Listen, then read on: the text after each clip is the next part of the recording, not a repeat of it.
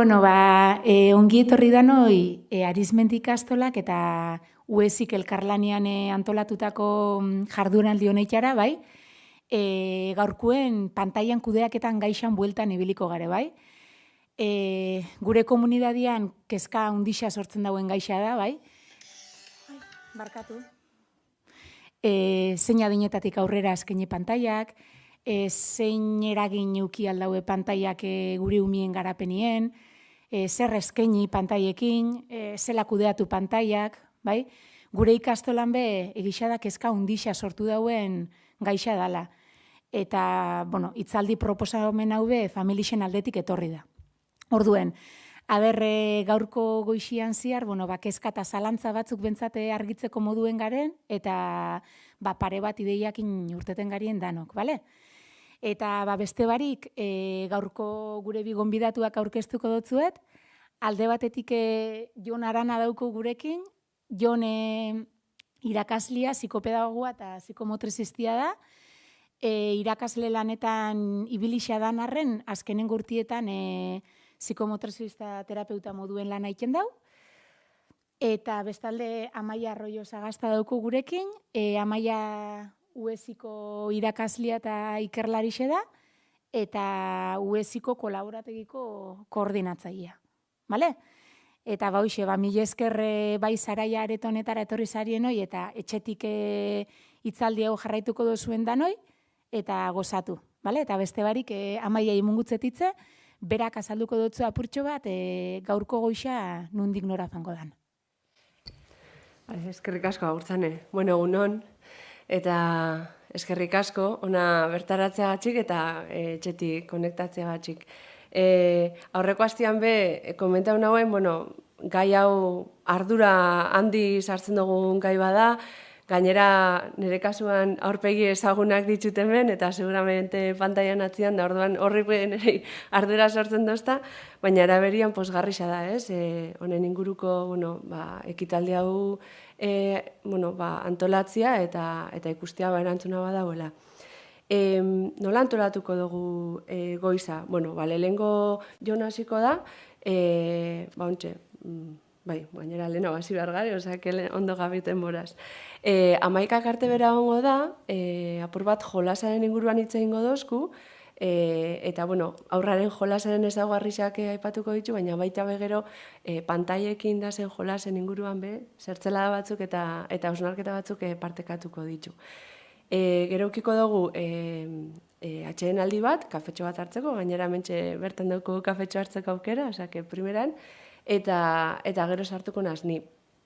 11 eta 20, bale? Hasiko gare puntual, bakit igual denbora gutxi dala, baina, aprobetxetako, bai? Orduan, 11 eta 20, nebo etorriko naz, apur bat, gidaritza digitalan inguruan hitz egitera. Bai, apur bat, pantaiez betetako mundu hontan ia nola gidaritza hori zer dan, nola egin dezakegun, apur bat, zertzelada batzuk, hausnarketa batzuk, bai?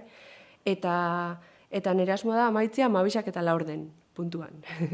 Eta horren ostian ja, etorriko da apur bat, bisok ongo gare islari moduan, zuen galderei erantzuten, Arizmendiko kideek prestatu dituzte galdera batzuk, etxetik behin zeikie, orduan asmoa da tarte horretan zuek eukitzea hotza, eta batez bez zuen behar, kezka eta horrei guztiei erantzun bat ematen saiatzia, bai, seguk bestoko formula magikoik, baina saiatuko gare den aurrean horrei erantzuten eta elkarrekin ikasten. Bale, ondo eritza jatzue? Bai? Hale ba, orduan itzamungotzat dioni eta eskerrik asko.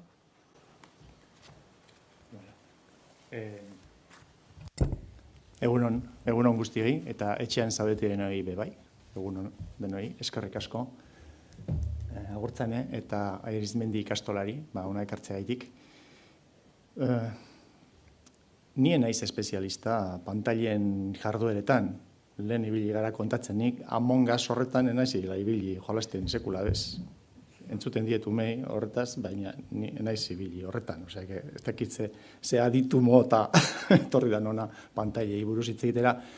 Nire espezialitatea da umearen garapenean gertatzen diren zenbait portaera eta mugimendua. Eta hori batzen duen jarduera bat, jolasa. jolasan espezialistak gara psikomotrizistak. Beraz, ni banatorra alderatzera, pantaien aurrean ematen diren jarduerak aur jolasarekin. Batzuen eta besteen ezaugarriak eta, bueno, horretaz hitz egitera. Eta pantailak oso galtzari aterako dira, lehenengo gara komentatzen. Deabrutzat hartuko ditut, baina gero Amaiak esango digu deaburrekin zelan kudeatu. Beraz, bueno, uste dute kompleto egingo dugula bionartean. Lehen da bizi, hasiko naiz, bideo txiki batekin. Umearen garapenari buruzko nabardura batzuekin. Orduan, lehenengo ikusiko dugu bideo labur-laburra. Bideo honetan agertzen da ume txiki bat, besoetako aur bat, eta bere ama. Bueno, kasu honetan ama aita da. Esaten dugu ama funtzioa betetzen duen pertsona. Emakume tokatzen zaie ama izatea, hori da beren bedeinkazioa eta maderikazioa, igual.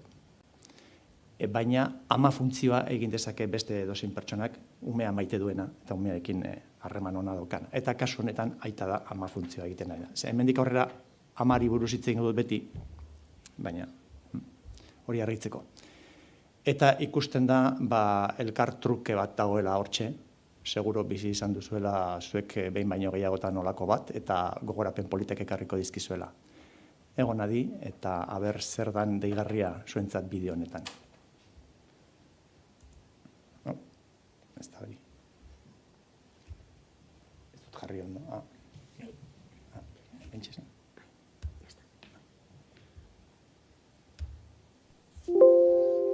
Ikusten duzu ezelako trebetasunan iuria, Chico, me cachis, el hipo. Me cachis el hipo. Hola. ¿Qué dices tú? ¿Qué dices tú, Botuni? ¿Qué hipo tienes, me cachis? Me cachis la porra. ¿Qué tienes un hipo? ¿Qué tienes un hipo? ¿Qué? Hola. ¿Qué dices? ¿Qué? ¿Qué hipo? ¿Tienes hipo? Claro, sí. Claro. ¿Tienes hipo? Dale. Claro, hipo.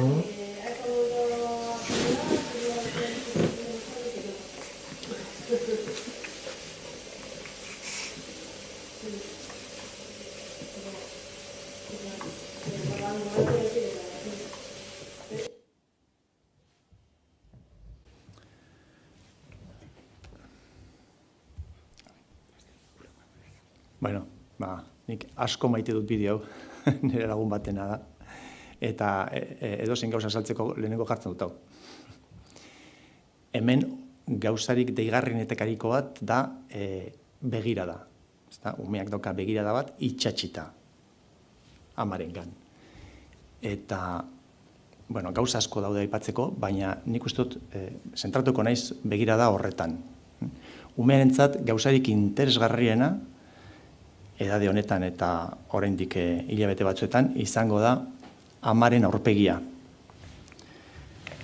Bueno, interesez hitz egitea edade honetan oraindik apur bat ausarta da. Interesak eskatzen du borondate bat edo kontzientzia bat, eta argi dago ume honek ez daukala oraindik hori. Beraz, gehiago hitz egin beharko genuke instintoaz. Umeak dauka instinto bat, bulkada bat, aurpegi horri atentzioa jartzeko. Eta gainera imitazioak egiteko. Amarekin batera mugitzen ditu berak besoak eta ahoa, eta baditu emozioak sortzen zaizkionak, eta emozio horiekin batera etortzen dira zenbait mugimendu. Eta baina instinto hau zertarako. Ze onura ekartzen dio umeari olako portaera batek. Bueno, instinto guztia bezala egiten dutena da bizitzaupenerako abantaila batzuk eman. 100.000 urteetan garatu den portaera bata eta mesedea egin digu espezie moduan. Eta zein da mesede hori? Bueno, haur txikiek amaren atentzioa eta amaren xamurtasuna lortzeko estrategia ugari dituzte.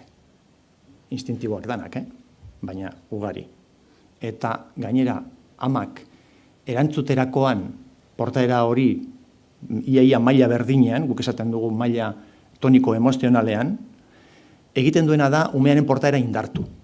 Nolabaiteko atzera elikadura bat egiten du, eta umeak sentitzen da oraindik bultzatuago hori egitera. Hor sortzen da komunikazio bat, hor sortzen da elkar transformazio bat. Pentsa dezagun, zelako dramadan ume batek ez daukanean zentzumenen bat bista ala entzumena. Zelan atzera elikadura prozesu hori moztuta gelditzen den, eta gurasoek askotan amak nahi barik usten dio umea estimulatzeari. Umeak ez diolako amari estimulatzen, ezketa gauza bat bien partaidetza behar duena. Amaren aurpegia ezagutzea ezinbestekoa da umearentzat. Umeak arreta hori jartzerakoan amaren aurpegia ezagutzen du. Ez bakarrik aurpegia, ezagutzen du bere hitza, bere hitz tonuera, bere prosodia. Ezagutzen du amaren aldaketa emozionalak. Eta gainera, amak ematen dio informazioa umeari bere egoera emozionalari buruz. Ama da umearentzat ispilu bat. Eta umeak erreakzionatzen du, segun eta amak zelan kontatzen dizkion gauzak. Ikusi duzue, eta askotan zuek egin duzue bai, seguro, hitz tonu berezia erabiltzen da ume txikiekin. Oso agudua. Izela, zer ipoa dakazu, sotina eta... Badirudi hori instintiboa dela bebai helduentzat. Eta argi dago umeko asko hobeto entzuten dituztela frekuentzia agudoak, grabeak baino. Badirudi hor ere gu moldatuta gaudela instintiboki. Umeak orduan jasotzen du amarengandik bere gorputzaren egoeraren aldaketen informazioa. Eta horrekin batera bere emozioena. Eta amak erakartzen du umea bere sare kontzeptualetara, bere sare simbolikoetara. Astiro, hori, denbora luzearekin, amak erakartzen du umea. Amak interpretatzen du umeari pasatzen zaiona. Eta umeak jasotzen du interpretazio hori. Hitzen bidez, baina batez ere, elkarrizketa toniko emozional horretan. Por cierto, elkarrizketa toniko emozionala hitza, euskaldun batek asmatu zuen, Julian de Ajuriagarrak. Jaiotzaren momentutik eta 3 urtera arte gitxienez, umeak dauka lan psikologiko handi bat egiteko. Bueno, lan guztiak ditu egiteko, egia esan da. Baina lan psikologiko handi bat dago hor egiteko, eta da niaren egiturak da. Umeak topatu behar du, edo nolabait ulertu behar du, bera dela. Badirudi tontokeri bat dela hori. Baina hasiera batetan, umeak ez daukanean sike bat, ez dauka gorputz eskemarik, ez dauka ezebez, oso konfundituta dago amarekin. Amarekin bat eginda dago. Guk deitzen diogu honi egoera sinbiotikoa. Umea amarekin elkartu egiten da, konfunditu egiten da, eta badauka lan bat egiteko, eta da amarengandik separatzea. Eta horrek kostatuko dio, denboratxo bat. Banaketa hori modu arrakastatxoan emateko eta horrek zabaltzeko autonomiarako bide bat, bide osasungarri bat, lehen da bizi, atxikimendu hori bizi behar da modu seguruan. Atxikimendu hitza asmatu zuten John Bowlbyk eta Mary Ainsworthek, egin zuten atxikimenduaren teoria, eta baita ere froga esperimentala ere. Eta haiek hitz egiten dute, badaudela moduak eta moduak atxikimendu hori egiteko. Badaude modu seguruak atxikimendu hori egiteko, eta badaude modu ez hain seguruak. Eta modu seguruak ematen direnean, edo modu nahikoa seguruak ematen direnean, banaketa hori, niaren eraiketa hori ondo ematen da, eta umeak dauka zabalik autonomiarako bidea. Ematen denean atxikimendua modu inseguruan, banatzeak askoz ere gehiago kostatzen du. Eta oraindik 30 urtekin daude amari begira. Bueno, hori broma bada, baina. Gehiago kostatzen du. Eta umeak beldurtuta ezin du amarengandik banaketa egin. Eta beti dago beldur inkonstiente horrekin. Ia abandonoa etorriko den, ze gauzarik txarrena gertako ez daiona ume bati psikologikoki esan nahi dut, da abandonatua izatea. Bere instinto guztiak daude bideratuta ama erakartzera. Hori da, bere biziraupenerako gauzarik importanteena eta ume bat amarik gabe akabatuta dago. Orduan, edade hauetan, harremanari, komunikazioari, elkar eragiteari, transformazioari, gozamenari kentzen zaion denbora guztia, zara maradoa. Horrek ez du esan nahi, 24 orduz egon behar dela ama umeari so, Umeak ere behar ditu momentuak bebai apur bat sufritzeko amaren ausentzia. Baina, okerragoa ordezkatu egiten badugu giza presentzia pantaila batzuekin, ondorio latzak izan alditu. Nik ez dakit daukan, eski ikusi dut dagoela beste zea bat baina, dago eskematxo bat, ez, aurrerago, hoixe. Topatu nuen artikulo bat, hau Michel, nik esango nuke Desmurget, baina segurazki esango dela Demirge o delako bat, nik ez dakit frantzesez, baina. Honek aipatzen zuen artikulo baten, hor daukazue, nondik aterata dagoen, barakia.net horretan, eta hor daukazue artikulo guztia irakurtzeko aukera. Honek aipatzen zituen hainbeste ikerketa daudenak eginda erabilirari buruz eta horrek zelako eraginak dituen horrengan eta bueno, bazeukan olako eskematxo bat, irudi bat, asaltzen zuena, eta ez da oso zehatza, ez da oso zientifiko hau eskematxo hau, baina, bueno, ideia bat ematen digu. Honek esan zuen, el uso prolongado de los dispositivos digitales por parte de los niños debilita las interacciones entre padres e hijos. También perjudica su lenguaje y capacidad de atención, entre otros efectos negativos. Eta orduan jartzen du zelan 18 hilabetekin, ume bat egoten dana 2 ordutan pantailen aurrean, 125 gitxiago hitz egiten duela. Ordu bete eta 40 minuto gitxiago interakzioa daukala gurasoekin. 185 gutxiago dauka gurasoi deia. Eta 150 arrisku handiagoa logopedan amaitzeko. Bueno.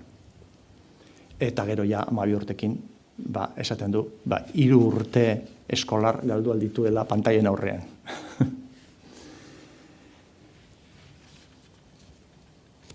Gizakien arteko harremanak ezin dira ordezkatu. Galtzen direnak galduta daude. Baina ezin dira ordezkatu. Amaren hori argi dago, amaren abotsa hain interesgarria dana ume txiki batentzat, hori berori grabatuta pantaila baten eta erakutsita umeari ez dauka interes berdina. Horrek ez dauka interes berdina. Umeak ez dio atentzio berdina jartzen hori frogatuta dago. Eta ume txikiak ez badokate pertsona baten presentzia, berari so dagoena eta berarekin interakzioan eta dagoena, gelditu daiteke engantzatuta argiei. Argi hauei ez larregi dira. Edo azalera zuriei ere. Orduan, ohitu egiten baditugu umeak horlako argietara, gero oso zaila da hortik ateratzea. Ohitu egiten dira eta badirudi egiten dutela atxikimendua, nolabait esateko atxikimendua egiten dutela argiekin, mugimenduarekin eta barrekin. Eta gero oso zaila da hortik ateratzea. Apur bat nagusioagoak direnean, niri gurasoek kontatzen dute beti bronkarik handienak daukatena umeekin da pantailetatik atera behar direnean. Orduan, umeak jartzen direla sutan. Eta ez dago modurik aurretiaz abizatu turko guztiak, baina oldarkor izatera llegatzen direla, umeak. Olako momentuetan, frustrazio oso handia pairatzen dutela. Eta ama batek esaten zidan, eske, pantailen jonkia da. Eta ez dago oso erratuta.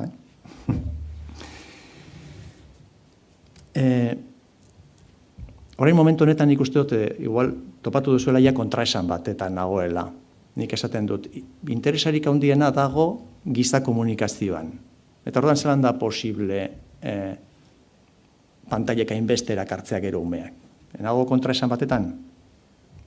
Agian bai. Eta hornek eramaten gaitu pantailek daukaten ezaugarri batera. Pantailek daukate izaera hipnotiko bat. Pantailak adiktiboak izan daitezke. Ailegatu aldira, adiktiboak izatera. Zergaitik, bueno, ikusiko dugu hori. Pantailen jolasen eta baita pantailen jardueran, telebistan aurrean, ematen diren jardueren ezaugarri batzuk. Pantailak koloreak erakusten dituzte. Argiak, dizdiratsuak eta koloretakoak. Eta dizdira hori aldakorra da, flashan modukoak. Bla, bla, bla, bla, bla. Mugimendua daukate, pantailak. Eta gainera, etengabetasuna, ez dira gelditzen. Ume bat jartzen da pantailen aurrean eta dizdira, argia, mugimendua eta etengabetasuna. Hori ez dugu topatzen umeen jolasetan. Hauek ezaugarriak hipnotikoak dira. Aurren atentzioa harrapatu egiten dute, baina umeak hortik ez du etekin handirik ateratzen. Ikusiko dugu lehen gero zergaitik ez duen ateratzen etekinik, eta zelan aur jolasetan gauzak oso ezberdinak dira, eta hortik bai ateratzen dituztela etekin handiak. Aur jolasen ezaugarriekin hasiko naiz. Guretzat aur jolasen ezaugarriak asko dira, baina nik aipatuko ditut hauek laurak.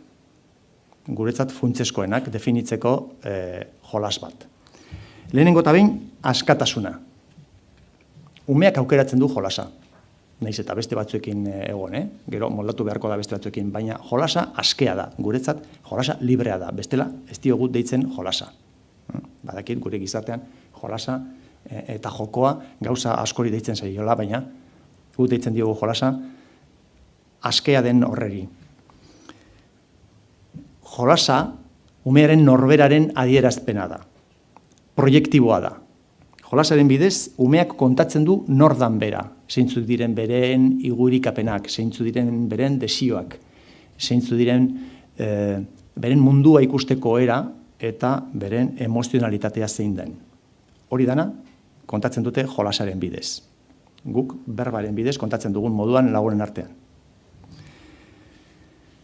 Hala nola, jolasean agertzen dira erlazioak, konfliktoak, desioak, beldurrak, bere historia guztia agertzen da umearen jolasetan.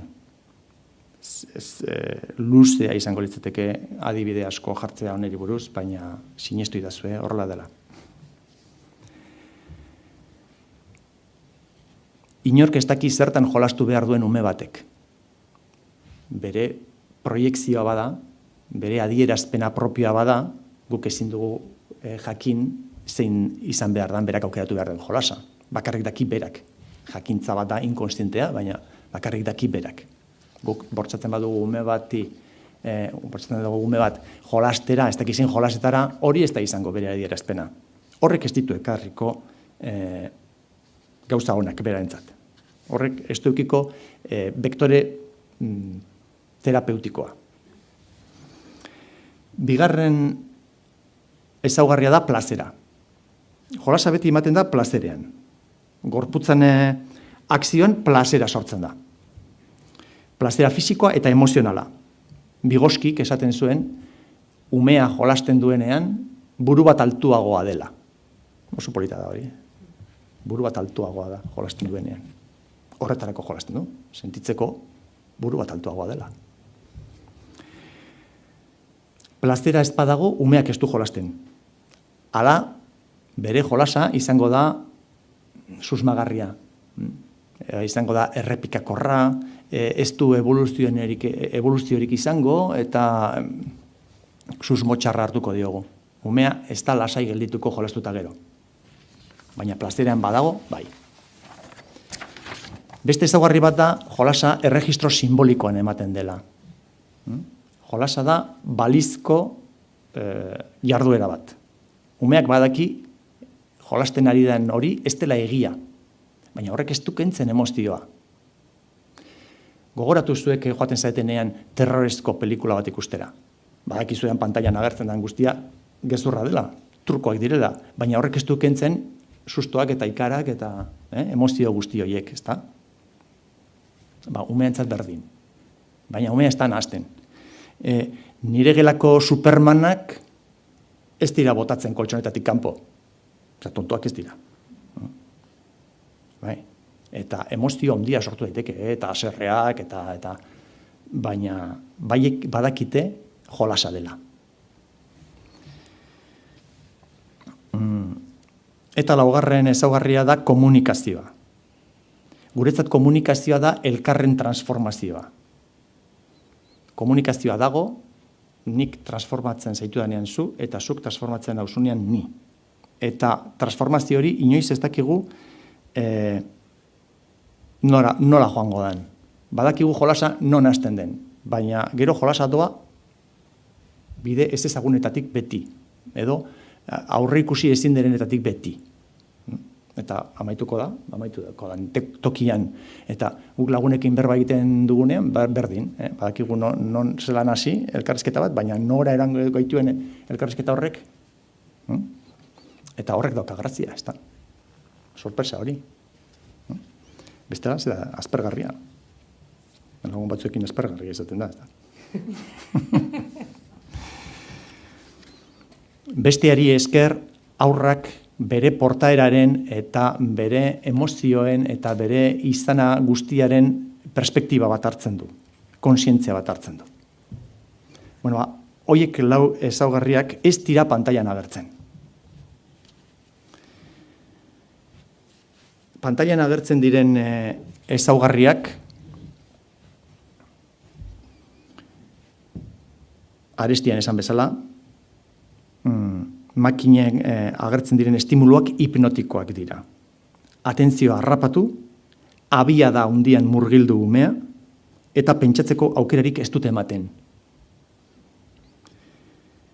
Ez dago etenik. Umearen jolasean eten pilo bat dago. Eta atzera egitea, eta errepikatzea, eta probatzea, eta orain holan, eta orain bestela, eta gelditu, eta begiratu, eta hori umearen jolasa horretaz beteta dago. Eta pantailetan ematen diren jarduerak ez. Beti aurrera. Ez dute ematen pentsatzeko aukerarik. Eta umeak jolasten duenean pentsatzen du. Horretan dago bera. Jolasen bidez, hori da bere pentsamentua.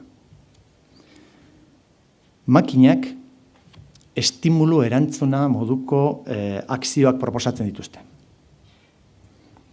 Ez du pentsatzeko, probatzeko, atzera egiteko, errepikatzeko aukerarik ematen. Baina estimulu erantzun jarduera hori oso bide laburra dauka. Iaia erreflejoa da. Eta orduan, sartzen du umea errekonpensa bide oso laburrean, oso dopaminergikoan. Dopaminarekin zer ikusia daukana. Dopamina hormona bat da eta funtzio asko ditu, eta simplifikatzera noa, baina deitzen zaio bai adikzioaren hormona. Oso errekonpensa laburra ematen duelako. Tak. Bestela, umeak topatzen dituen errekonpensak bere jolasean izaten dira askoz ere erretardatuagoak. Eta horrean sartzen da beste zirkuito batetan. Errekonpensa zirkuito luzeetan. Gehiago oxitosinarekin eta azkundearen hormonarekin zer ikusia handiagoa daukanekin. Makinak, naiz eta bide edo aukera asko eman, segun eta zuk zer egiten duzun makinarekin, bide asko eman eta batzuk interaktiboak deitu, ez dira benetan interaktiboak. Makinak badituzte beren bideak programatuta. Bide horiek oso ugariak izan daitezke, baina programatuta daude. Eta beti izango dira berdinak. Bere proposatzen dituen jarduerak ez dira sormenean oinarritzen. Ez dago ezer sortzerik makinaren aurrean eta. Umean jolasean bai, umean jolasean sormena dago denbora guztian. Umeak sortzen du jolasa. Eta jolasa aldatzen da beste baten laguntzarekin, beste baten eraginarekin, influentziarekin, baina makinak ez ditu bere bideak aldatzen. Aurre programaturik dago dana. Gero, erabiltzen diren gorputz keinuak. Erabiltzen diren gorputz keinuak, makinetan jolasten daudenean, enkapsulaturik daude. Ez dira zabaltzen. Umean jolasean, gorputza martxan dago. Eta gorputzak espazioak hartzen ditu. Eta denborak hartzen ditu. Baina makinak eliminatu egiten ditu espazioak eta denborak. Umeak ez du kudeatzen makinan espazioak eta denborak. Bere jolasean bai, joan etorriak egiten ditu, itxaron behar du bestea ez dakizar egitera, eta hori dana kendu egiten da. Gorputza ez da espazioan lusatzen, zabaltzen, edatzen. Makinak proposatzen dituzte akzioak abian jartzeko, baina ez gorputzaren bidez. Bakarrik begibistaren bidez. Eta egiten diren gorputz keinuak eta mugimenduak eta gorputz jarrerak dira, danak, ulertzen da. Eta gero dago beste kontu bat, dala, guretzat oso importantea da agresibidadea. Agresibidadea da, gizakiok danok daukagun portaera bat edo erreakzio bat, frustrazioen aurrean eta beldurra eta arriskoen aurrean. Hori edo ies egin. Agresibidadea hor gure baitan dago. Eta agresibidadeak eduki behar du bide bat, zabaltzeko eta espresatzeko. Gure ustez bide simbolikoa. Erreala denean orduan datoz problemak. Jolasaren bidez umeak bere agresibidadea erakusten du, modu simbolikoan, askotan. Pilo bat bider. Espatetan jolasten duenean, jende hiltzera, bombak edo jausten denean, sumenditik bera labara, edo panpin guztia jartzen dituenean hileran eta bera anderinoa dala eta zelako herrietak botatzen dizkien panpinei. Hori dominio hori, agresibidade hori agertzen da askotan, baina agertzen da modu simbolikoan eta plasterean eta komunikazioan eta honek ekartzen ditu gauza on asko. Baina pantailetan agresibidadeak ez dauka irten biderik apenas. Da dana dagoenean, ez dira jolas guztiak agresiboak, ez da. Eskerrak.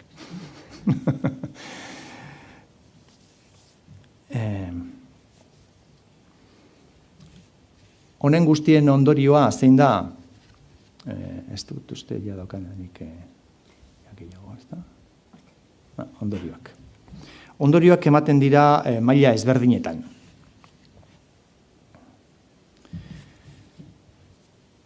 Komunikazioa eta sormenaren mailan. Komunikazioa murrizten da eta isolamendua bultzatzen da. Umeak amaitzen du pantailen aurrean normalean bakarrik. Naiz eta lagunduta egon, beste bat daukalako ondoan, ez dago komunikazio batarekin. Eta gelditzen da hor isolamenduan. Tendentzia da pantailak isolatzera. Eta hori argi daukagu. Saiatzen garenean baten batekin hitz egiten telebista ikusten dagoela edo bere telefonoa daukala eskuan artean, porrota daukagu komunikazioan. Eta emozioak eta afektuak erbesteratu egiten dira. Pantailen aurrean. Emozioak eta afektuak beste batekin. Batez ere afektuak, emozioak bai egon daitezkela martxan, baina afektuak pantailari ez da posible hori. Orduan, ordu asko eta txarto pasatzen badira pantailen aurrean, hor komunikazioa eta sormena oso murriztuta gelditzen dira. Ez dago biderik horretarako. Beste maila bat da akziorako gaitasuna. Umea eta gizakiak orokorrean akzio gizakiak gara, akzio animaliak gara. Eta akziorako gaitasunak gelditzen dira ere murriztuta. Batetik instalazioa gaitik. Instalazioa ditzen diogu, ume bat kapaz denean jolas batetan egoteko, hortxe denbora luze bat konzentratuta eta plasterean gozatzen. Izan daiteke jolas batekin, ala izan daiteke esplorazio batekin edo sormenezko ariketaren batekin. Etenak, birplanteamentuak, saiakera sortzaileak galarazten dira pantailen aurrean. Eta bere ordez, etengabetasun azeleratuan murgiltzen da. Akzioak bere edukia galtzen du. Pantailak ematen diolako, ez umeak ez dio ematen. Akzioari edukia. Estimulo erantzuna moduko ekintzek hiperaktibitatearen ezaugarriak dituzte. Ez dut esaten, pantailetan ibiltzea gaitik ume hiperaktiboa izango denik, baina ezaugarri berdinekin jartzen ditu umeak. Eta gero, umeak ez dira instalatzen jolasetan. Guk hiperaktibitatea deitzen diogu, hori, instalazio ezari. Umea badoa zerbait jolastera, edo ekintzaren bat egitera, baina ekintzari ez du amaitzen. Irauten dio 30 segundu eta badoa beste bera. Eta gero badoa bestera. Eta ez du inoiz amaitzen, eta ez du inoiz gozatzen. Hor egiten ari dana. Eta ume bat arriskuan dagoena. Ez talako gelditzen, ez talako instalatzen, jolas batetan, patxadaz eta plazeraz. Eta gero eta nerviosoago dago. Zentzumen aldetik, pantailek ikusmena lantzen dute, baina begira da kontuan hartu barik gauza bat da ikustea eta beste gauza bat da begiratzea. Umeak jolasten duenean, bere jolasetara beste batekin dagoenean, begiratu behar dio. Begiratu behar dio eta interpretatu egin behar du arek zer nahi duen, nondik joango dan, eta hori oso aberatsa da. Umeak ikasten du ikusten, begiratzen duelako. Eta entzumenarekin berdin. Gauza bada entzumena estimulatzea eta beste gauza bada entzutea estimulatzea. Entzutea beste gauza bada. Entzutea da patxada bat hartzea besteari iso egiteko eta pentsatzeko honek zer nahi duen. Edo benetan zer esaten ari dan. Ez bakarrik bere berbekin, baizik eta bere gorputz guztiarekin, bere prosodiarekin. Horregaitik ikasi dut ni besoetako horra nintzenean amaren aurpegia ikertzen. Jakiteko zer dagoen hitzen atzetik.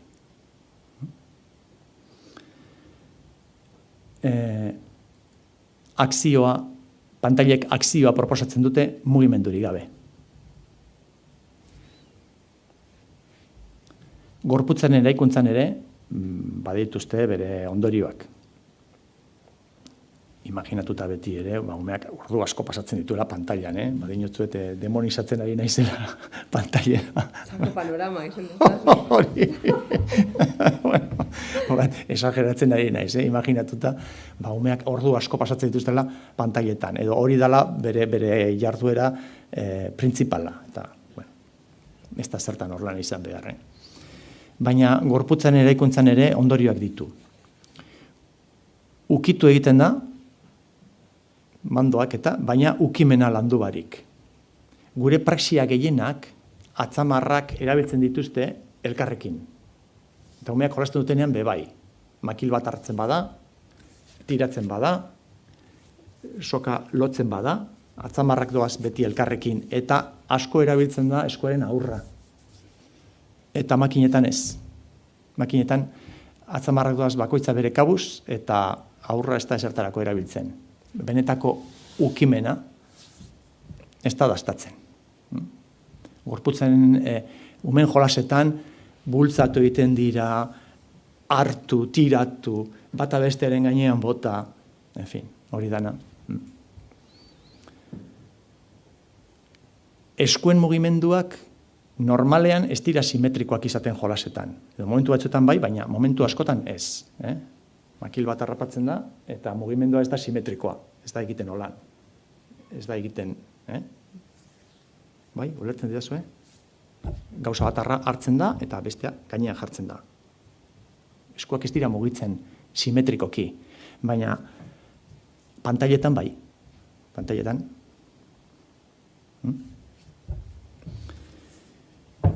Eskuen eta besoen mugimenduak murriztu egiten dira, eta orduan agertzen dira zintzinesiak. Zintzinesiak dira mugimendu parasitoak.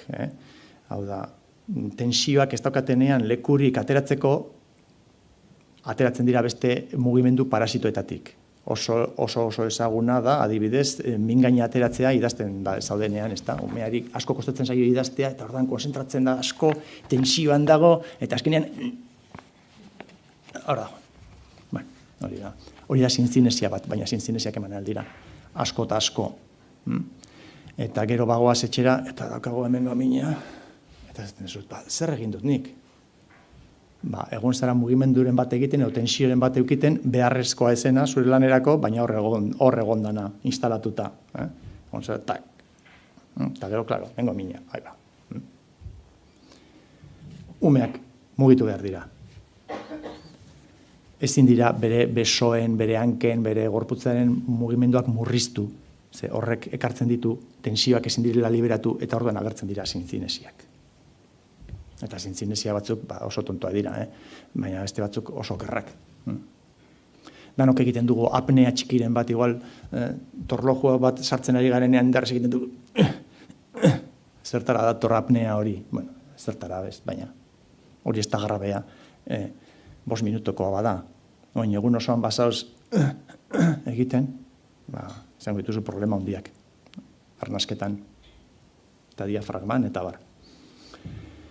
Gorputz jarrerak normalean estatikoak dira telebistaren aurrean edo makinen aurrean, eta gainera okerrak izaten dira. Bizkarrolan jarrita. Umeak libre utzita normalean posturak aldatzen dituzte. Eta hasten dira telebista holan ikusten eta amaitzen dute telebista ikusten hankak gora eta hori da osasungarria, hain zuzen ere, aldatzen dutelako. Baina, makinetan sartzen direnean modu hipnotikoan, gelditzen dira hor ordu bete, baina gorputz jarrera berdinean, eta normalean ez da gorputz jarrera hori izaten, baizik eta hauxe.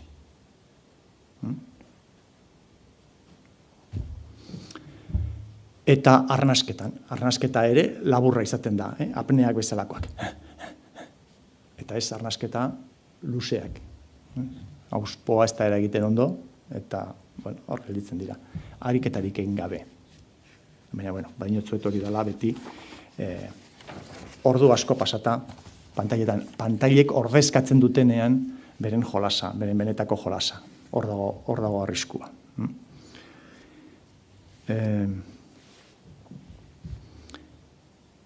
Iñaki Dominguez izeneko filosofo batek argitaratu zuen pasan urtean liburu bat deitzen zena Homo Relativus. Eta, agertzen da bere zatitxo bat amaieran, eta irakurriko dizuet gaztelaniaz, eta total nik itzultzen badut okerragoa izango da. Eta aski ezaguna da hau kontatzera noana, baina, gogoratu behar da bai. Horrela esaten du. Los ricos no quieren para sí aquello que desean para otros. Los retoños de los altos ejecutivos de grandes empresas tecnológicas son educados en instituciones donde la tecnología no tiene cabida. Los niños de Steve Jobs, por ejemplo, no tenían iPad. Se sabe que Jobs, a la hora de cenar, gustaba de hablar con ellos sobre libros e historia. Como suele decirse en el mundo del narcotráfico, no te coloques con tu propio producto. Tim Cook, de Apple, afirma no dejar que su sobrino utilice redes sociales. Bill Gates, por su parte, siguió en la educación de sus hijos los estándares establecidos por la American Academy of Pediatrics. Nada de pantallas hasta los 2 años y después 1 o 2 horas como mucho. Por supuesto, nunca en horas de comida o antes de dormir. Holan erabiltzen dituzte sortzaileek beren umeekin pantailak. Badakite zein den arriskua, ondo dakite, aspalditik, eta gu bagoaz orain enteratzen horretaz. Beraz, esandakoa, deabrua aurkestera etorri naiz, baina deabrarekin tratuak egin daitezke, ezta? Soberan dauka denbora. Ez dakite... Bai, ez dakite galderaik dauen, honen bueltan, galderaik egondan etxetik, ez? Neuk aprobetxokot igual galderatxo bat etxeko, bale? Egixe da, azken aldixen eta bai dala nik uste dut komunidadian sortu dauen kezka bat, hain garrantzitsuak dian umien oinarrizko biharrak asetzeko bai, elikadura dala, lua dala, laguntza eske edo joten dugula askotan pantaiena, bai? Hau da, pantaiek laguntzen duzkuela oinarrizko bihar horreiri asetzen. Bai da errealitatean gertatzen den zerbait gaur egun, eta askotan galdetzen dutza gure buruai ez, zein ondorio eduki alda horrek ume baten garapenean, jakinda oinarrizko biherrak zelako garrantzitsuak dien. Bueno, egiten ari garena da ordezkatu pantailekin gure presentzia. Eta ordezkaketa hori ez da osasuntsua. Batez ere, oinarrizko funtzio handi horiekin, loarekin eta janariarekin, ez dago ezer afektiboagoa janaria baino. Janaria afektuz beteta dago. Ze maniatikoak garen danoke janariarekin. Janaria hasten da, txiki-txikitatik afektua izaten. Iaia importanteagoa da edo hainbesteko garrantzia dauka zelan ematen den jaten, zein dan ama eta umearen arteko harreman hori, janaria bera baino. Eta hor sortzen da harreman bat, eta harreman horietan ere sortzen dira tirabirak, eta sortzen dira dominioak. Eta orduan askotan janaria erabiltzen da bata edo bestea dominatzeko bebai. Ezin duguna da parte hori, hain garrantzitsua dena janariarena, dela afektuak eta harremana ordezkatu eta kendu ekuaziotik. Janaria dago afektuz beteta. Eta harremanez beteta, hasiera-hasieratik. Eta guk nahi duguna nekatuta gaudelako esan ez, bitu ez daukatko gogorik.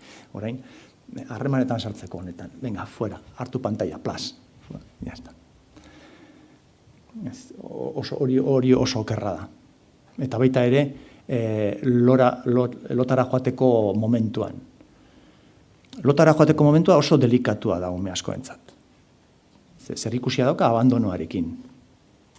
Ni banoa goera, mundua desagertzen da, eta gero ia esnatzen izenean, hemen dago dana, bere lekuan, batez ere nire amaten ireita, hortxe dauden. Nire txikimendu figurak ia hortxe dauden. Orduan da, momentu oso delikatua. Umeak amatatu egiten ditu argiak, eta ez da fiatzen. Largirik.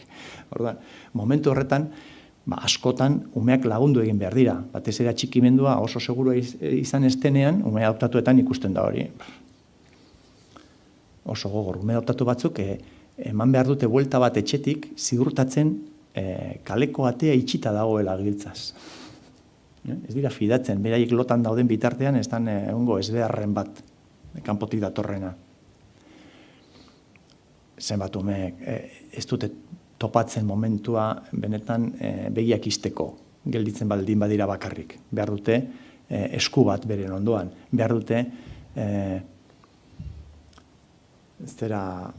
ritual bat lotara joateko, ipuina, ura, musua, kilikiliak, ez dakiz zer, horiek gauzak guztiz importanteak dira, umea lasaitzen dute. Azten pasara kilikiliak egiten igual kontrakoa lortzen duzu, baina, tira. Behar dute amatatzea segurtasun batekin. Eta, klaro, horregatik ez zuen, nunca en horas de comer ni de dormir. Claro, es que horiek momentuak oso delikatuak dira. Oso afektuz beteta daude. Eta denbora soberan daukadanez, nik jarriko dizuet adibide bat beti jartzen dudana, jolasaren, aur jolasaren importantziari buruz, zergaitik den aurren jolasa terapeutikoa eta zergaitik daukan nabardura proiektibo hori. Adibide bat da, beti jartzen dudana, eta jendeak normalean daukalako esperientzia hori, eta oso ondo ulertzen duelako. Jolastu duzue 3-4 urteko ume batekin izkutaketan? Seguro baietz, ez da? Esaten dizu Maialenek. Venga, izkutaketan. Bale, venga, Maialen, nork kontatzen du? Galdera leloa, zen Maialenek zu kontatzen duzu. Helduak kontatzen du. Beti. Eta bera izkutatzen da.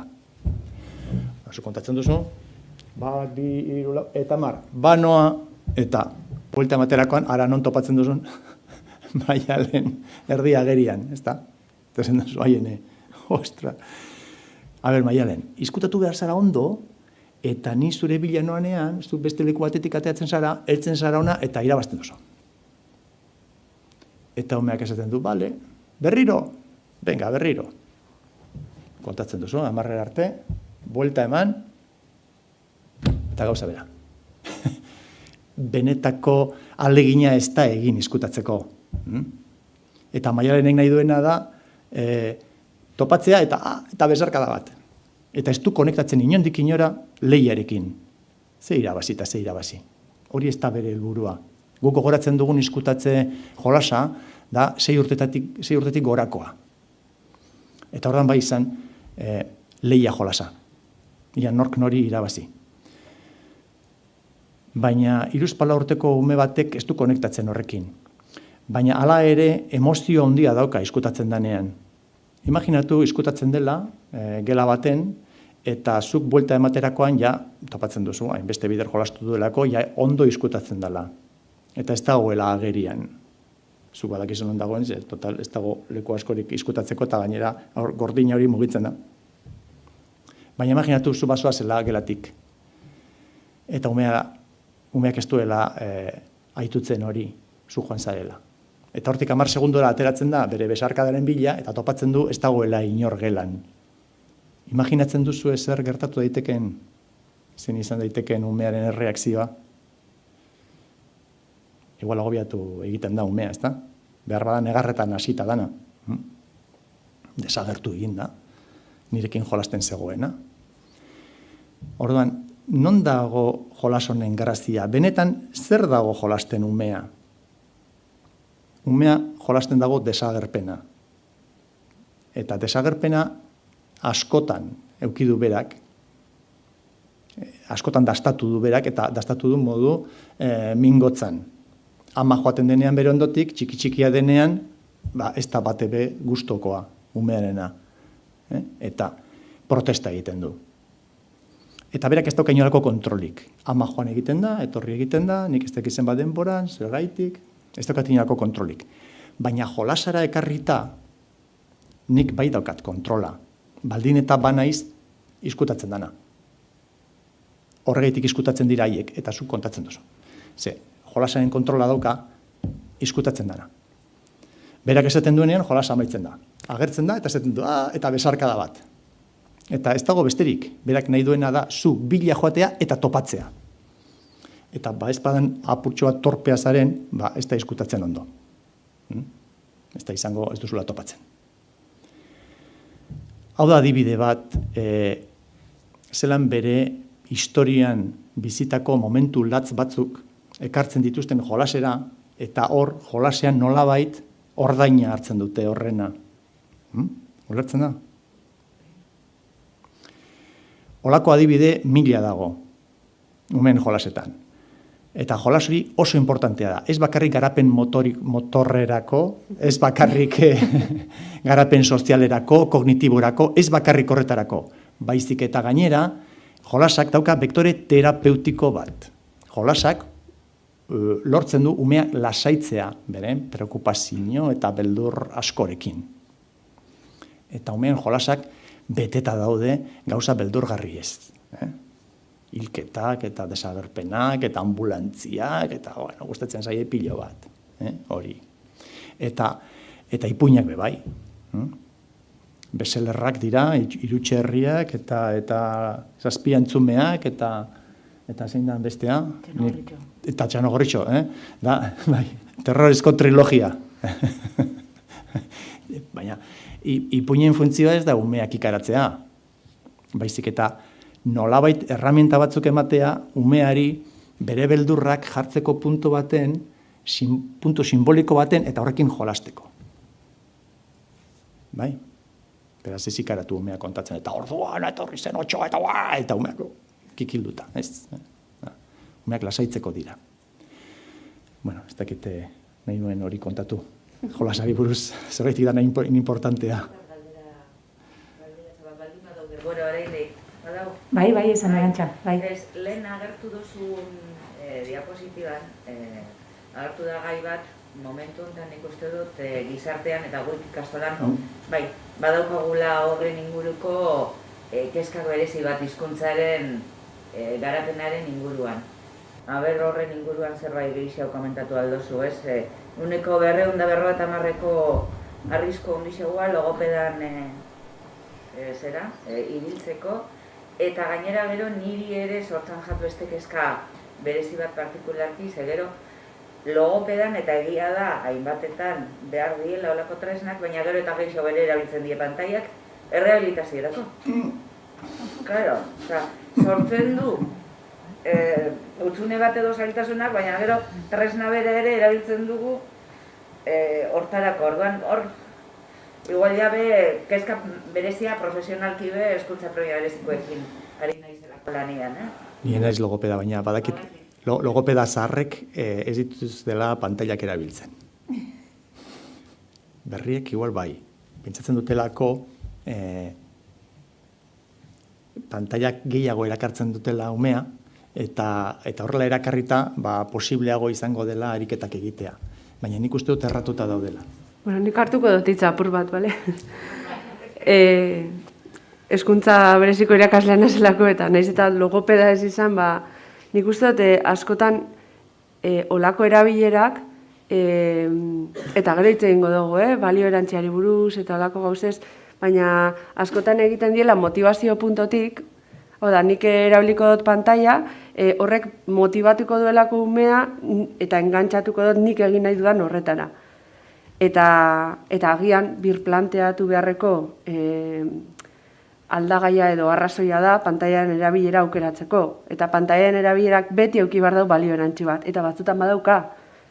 Eta hor dago koska, ez? Hor dago erronka bai guraso, bai hezitzaile eta profesional bezala, ez? Hezkuntzako profesional bezala. Benetan erabiltzea horiek, benetako balio erantzi bat eskaintzen dutenean olako prozesuetan. Eta horrek ze suposatzen du, agian, kasu batzuetan funtzionatuko duela eta beste batzuetan ez. Hezkuntza estrategia guztiekin gertatzen den bezala, ez? Ipuin bat adibidez. Zuk ipuin bat hartu dezakezu aitzaki bezala zerbaiten lanketa egiteko eta ume batekin oso ondo funtzionatzen dizu mundial eta beste batekin ez. Badakigu, ez? Zelakoa dien umiak eta nolakoa garen pertsonok, ez gare berdinak. Orduan, pantailen erabileran badagorrelako eta ez hori bakarrik, badaude horrelako mito asko, eske motibatzen dituzte umeak. Ume batzuk erabiltzen dute hainbeste, ez direla motibagarriak beraientzat horrelako lanketa bat egiterako. Orduan, ni banator deabroaren, ez dakit abokatu lanak egitera edo, baina ez da hainbeste erabiliar dugu, baizik eta erabiltzen dugunean, zertarako eta zergatik erabiltzen dugu. Eta hor dago jo behar dugun tekla. Eta hezkuntza bereziko plano hortan, batzuetan funtzionatzen du eta beste batzuetan ez. Eta batzuetan da, benetan erabilgarria. Adibidez, komunikazioan arazoak daudenean, autismo kasuetan. Adibidez, pantailek, ekarri dituzte aurrerapen handiak. Komunikazio ez dakit nola dan, aumentatibaz eta ez dakit zelan dan euskeraz. Baina, piktogramak ez dakit zer, ematen dituztelako aukera batzuk. Orduan, hor, nik uste dut profesional moduan eta geritzen dugu guraso bezala bai, baina egin behar diren autuak egitea oso modu finean. Neurtuan, bai. Eta ez motivazioaren aldagaia bakarrik kontuan hartuta.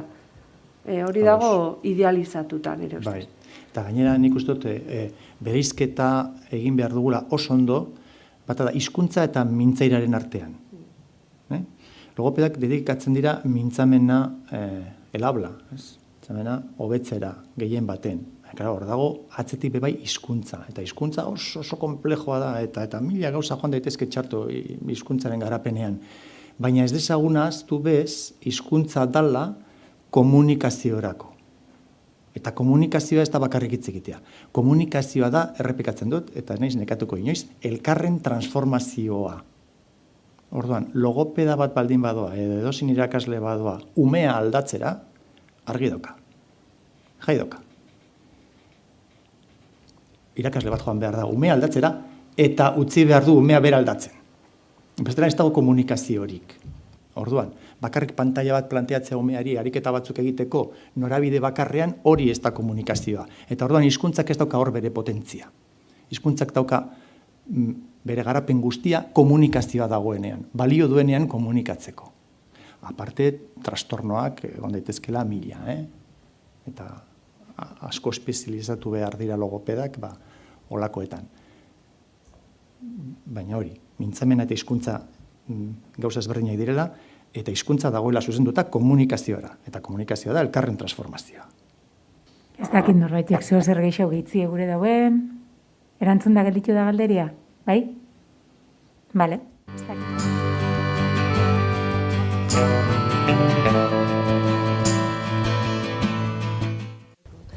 Bueno, kasu honetan, ikuste zuen moduan, atzieko titular horretan, gidaritza eta aurretik esan dut gidaritza digitalan inguruan hitz egingo dutzuet, bale? Asmoa da, Jonek itxiduztan panoramai apur bat, argi apur bat jartzen laguntzia, ez? Egisa da, gure egunerokotasunean, erabiltza ditugula pantaiak eta guazen danon artean argi apur bat jartzen horren inguruan. Zein da plana? Zatitu dut, hiru zatitan hitzaldisa edo saioa. Hasieran asmoa da errealitateari apur bat begiratzia, bi ikuspuntutatik, alde batetik adituen ikuspuntutik jaukidogula baten begirada, baina beste batzuena bekarriko dut, labur, ze honek askorako muten dau. Eta bestalde batetik errealitatean bertan ikusten ditugun zenbait, irudi edo ekarri ditut, bale? Gero, bigarren zatizan, gidaritza digitalan inguruan saiatuko naz sakontzen edo apur bat argitzen, kontzeptua zer da, berdetan, eta apur bat zehartu leken kontuan gidaritza digital bat martxan jartzea nahi izan ezkero. Eta amaitzeko asmoa da egoera batzuk ekartzea, osnartzeko, pixkat kokatzeko, eta igual parte hartzea apur bat eskatuko dutzuet, etxetik igual pirrat zailagoa izango da, baina hemengoentzat apur bat interaktiboagoa itxeko, eta hirugako. Eta ja bukatzen dugu referentzia batzuekin, da gero ja zuen ahotsa izango da, garrantzitsuena, bale? Bale, orduan, errealitatea begiratzen dugunean, garrantzitsuena da, evidentziak aurkitzea, zetatzen dugu, pantaiak asko erabiltzen edo, pantaiak txarra die, pantaiak onak die, guazen ikustera ze evidentzia dauzkagun gauza horiek guztiak esateko, bale? Orduan, lehenengo eta behin, ekarriko ditugu adituen eta ikerketan egindan, eta egiten ari dan, ze bai da gai bat gero eta gaixo ikertzen dana, egiten ari dan lanak esaten duzkuna, bale? Alde batetik dauz txosten batzuk, erreferentzia asko txosten batzuk. Txostenak die oso mardulak. Orduan, osorik irakurtzea, rollo bat izan dike, baina lako flash batzuk ekartzea ondo dau. Eta badago hor, munduko osasun erakundiak egindako urte batzuen periodikoki egiten dauen txosten bat, dela ez da bereziki pantaien ingurukoa, baina bai da jarduera fisiko eta sedentarismoan ingurukoa. Eta hor jasotzen da pantaien inguruko erabileren, ez da arautzeko, baina inguruko gomendioak emateko zenbait gako, ez? Eta hor jartzen dau, 0,6 etapa hontan kokatuta urte batetik behera, euren gomendioa 0 minutu. 0, osea, pantaiarik ez, bale? Bat eta bi urte bitartean da, urte batetik aurrera, juleike, pantaiak agertzen, eta euren ahotsetan, ez da nire iritzia, eta poliki-poliki ordu betera arte, 60 minutura arte igotzea. Horrek ez da osan nahi urte betekin ja 60 minutu, ez? Baizik eta tarte horretan igo geikela 60 minutura arte, bale? Eta gero, euren arabera, 3-4 urte bitartean, 60 izango litzake, kopuru egoki bat. Euren ikerketan eta beti be jarduera fisiko eta sedentarismo marko horretatik, gomendizioa hori da. Beste referentzia bat da, liburu hau, El cerebro del niño explicado a los padres, Álvaro Bilbaoena, eta, nik uste dut nahiko referentzia politxa dala holan irakurtzeko nahiko harina eta egokisa, eta horrekin lotutako berri bat ekarri dutzu eta agertu zen interneten eta hor jartzen dago, ez? Calmar y distraer a los bebés con el móvil repercute en su conducta, capacidad de atención y aprendizaje futuros. Orduan, capacidad de atención askotan esaten dugu, ez? Jonek be aipatu dau, aprendizaje futuros esaten dugu, baina, eta joneko aipatu du, kondukta, agresibidade, orduan jarrera hoietan ere eragina daukola pantailen erabilerak. Hau gero, eskura jarriko dugu orduan eskatu estekak eta guzti hori eukiko duzu eskura. Edo bestela eskatu, ze asko egoten gara egunerokotasunean bai. Eta gero, beste erreferentzia bat ekarri nahi dutzu dana da Ana Ramisek dauka liburu bat, beraz psikopedagoga da, katalana da, eta dauka hori, de 0 a 3 nada de pantallas, galdera ikurrakin, ez?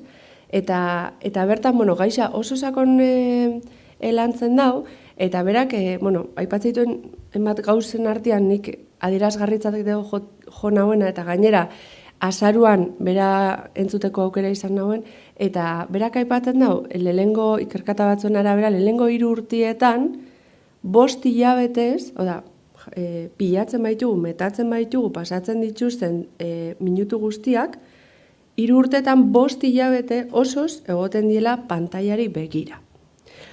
Horrek berak, azaroko hitzaldixan bezan zauen, imaginatu, zuen ume zoragarrisa jaixotzen dela, eta jaixotzen dani ez dut, behitu ze politxa dan, ez da? Oin, 5 hilabetez ez zare egongo berakin. Baitu moduan itzen dugu 5 hilabetez pantaile begira, ez dago itzen umiei dagokixen gauza bat, jolastu, komunikatu, jan, lo, ez? Guzti hori ez dago itzen, dauz, hor, pantailakin. Olako erreferentzia asko dauz, bai, literaturan akademiatik, batezbe begirada ilunetik, esango dugu. Eta gero dago errealitatea. Hau da, vamos al fango, bai? Gure egunerokotasuan ikusten duguna. Eta nik ekarri dut, inoen bilaketa bat interneten, enazelako hasiko kaletik argazkisak ataraten, gero baimenak eskatu bidie biribin, baina bilatu dut interneten gure realitatearen adierazgarri izan daitezken zenbait irudi, bale? Hau da bat. Esaten dugunean, ume txiki, hau da, gure jaio berriekin pantailarik erabiltzen ez dugula, ez dotzeu jartzen pantaila holan eure ikusteko, baina euren errealitate txikitik eta euren percepzio txiki horretatik, uste duguna baina handizago dela, ikusten daue gu pantaila badaukagula, eta pantaila badauela presente, bai? Orduan, ez dau, baina badau, ez? Neurri baten. Gero, itxialdixak, 2020ko itxialdixak ekarritxabe, ohitura batzuk aldatu die, eta gero eta ohikoagoa da bideokonferentziak edo bideodeiak eitxia.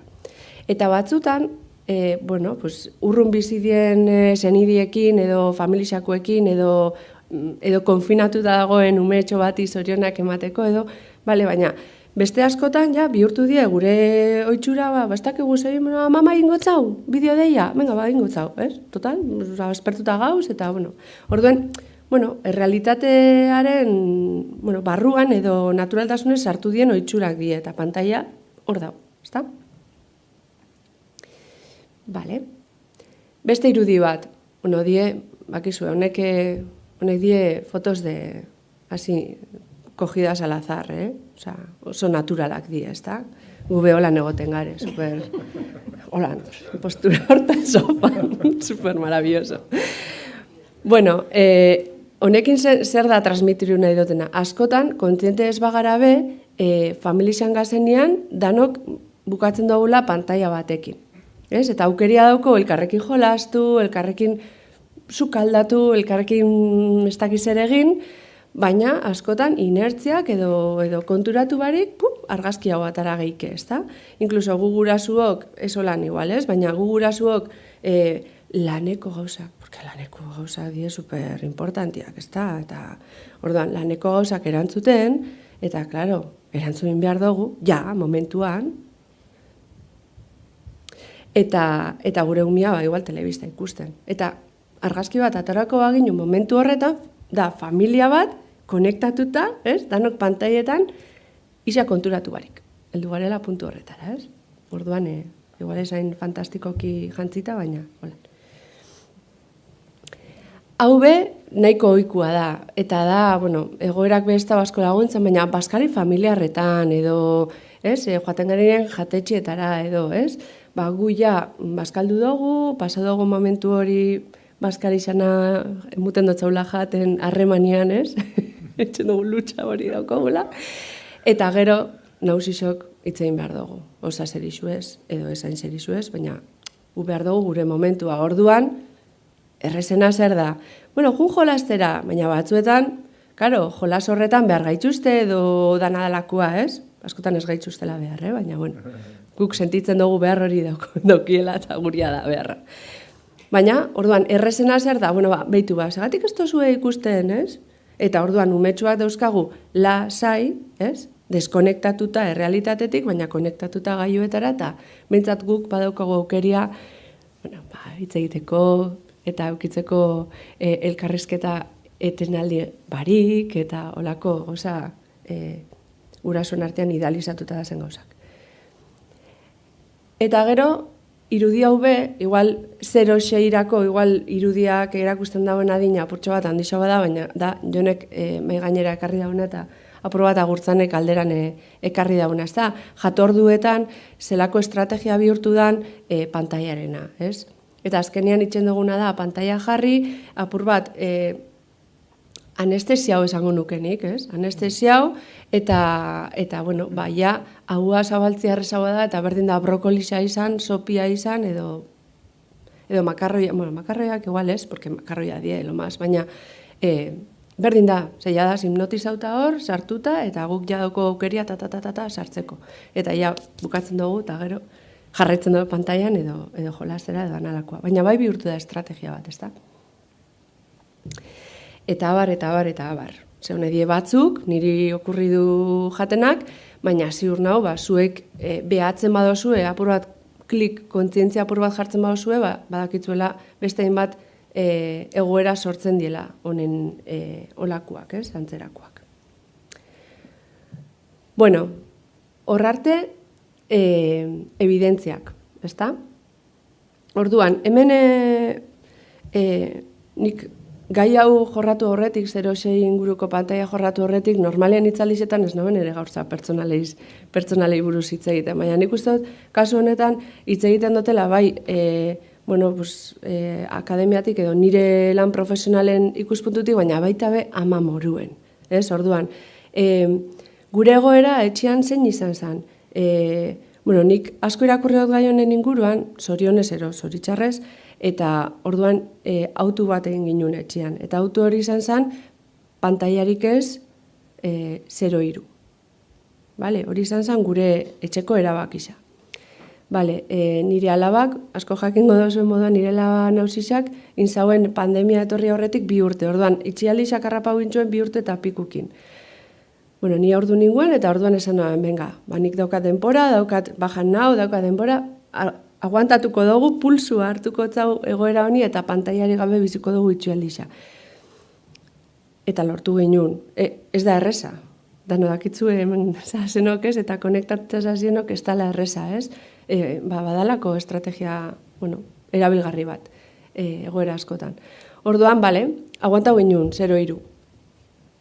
Eta gero zer? Gero zer, klaro. Ja, euren bere laguntxoak ez izien nizeakit, nik ez dut ikusten, klaro. Patrulla kanina, pijamaz, ez dakit, nik ez ditut ezagutzen, ez? Eta orduan, nire amilde gisa edo izan zen, oinarte, pulsua eutzi dotzau, eta oin zer, pantalla emuneta libre, eta venga, kafe para todos, edo nahi dozun denbora. Orduan, hor sentiru nauen beharrezkoa zela progresio apur bat, kontziente itxia, graduala izatia eta nolabaiteko pauso batzuk, ez? Eta hor agertu zen gidaritza digitalaren kontzeptua. Eta da, behar pertsonal batetik, baita be akademikoa da profesionala, baina baita be pertsonal batetik abiatutako kontzientzia edo behar bat, ez? Eta orduan hori da justifikazioa. Eta kontzeptura hurbilpen hortan, ikusi nagoena izan zen, nik irakurritakoak zen hau, osea, adituen ahotsa, pantaiarik ez, pantaiak oso txarra die, jonek esan duen guztia, eta oso ondo etorri jat, zizuk, ja, hau, danoi esan dozu.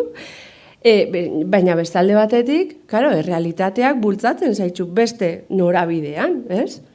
Orduan, nun dago oreka, nun dago hor lerro hau, ez dakite, lerro horretan nun kokatu behar naz, edo nola egin behar dut oreka hori, ez? Funambulismo lan hori. Eta horra etorri zen gidaritza digitalaren kontzeptua. Eta orduan, esan, a ber, zuk ama moruan edo zein ama eta guraso, ama esaten dut ni ama nazelako, baina haitza eta ezitzaile eta irakasle eta zera guztiak, ez? Zer nahi dugu guk? Ba, guk nahi duguna da aurraren ongizatea, danan gainetik. Aurra ondo egotia, ez? Osea, nire seme alaba osasuntsu egotia. Pantaien gai hontan, ze gustatuko litzaidaken eri bat, trantsizio hori modu kontziente baten egitea. Hau da, nik hartutako erabakiak ez izatia inertziak eramandakoak edo bapatean esatia, baina zenbat denbora pasatzen dugu pantaien aurrian, ze noizbait pentsatu dozue zuek, zuen seme-alabek, zenbat denbora pasatzen dozue, zenbat denbora pasatzen dugu guk pantaiaren aurrian. Osa, ez dago kontzientziarik. Ez daukagu denborarik. Hori da arazua beti, ez denbora, Baina ez gara gelditzen pentsatzera zenbat denbora, zertarako erabiltzen duten, eramaten gaitzu, ez? Inertziak, mareak, eta bapatian, nau hemen ordu bat adi eta ondion hau mobie engantxauta, ez? Bueno, loitzen dozuenok, eta hori gauzo. Orduan, ni nahi dutena da, nire seme-alabekin trantsizio hori modu kontziente baten egitea. Bai? Eta egokitzapen hori, harik eta osasuntxuen izatia. Lehen komentatu dugun, gomendio hoien arabera adibidez. Bai?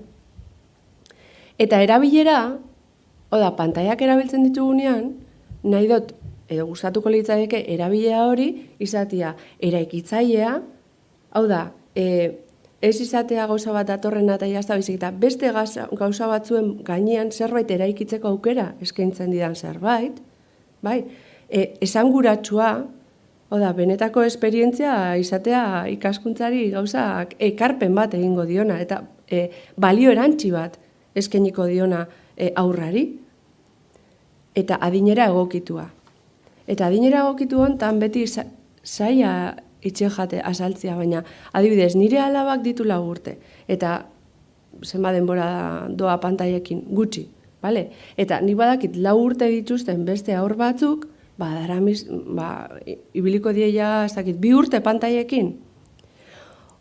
Nire ustez horrek ez dago esan nahi, nire alabak pantaiak beste modu baten erabili behar dituenik. Besteak badaukatelako esperientzia pila bat pantaiekin, bere bizitzaren erdia.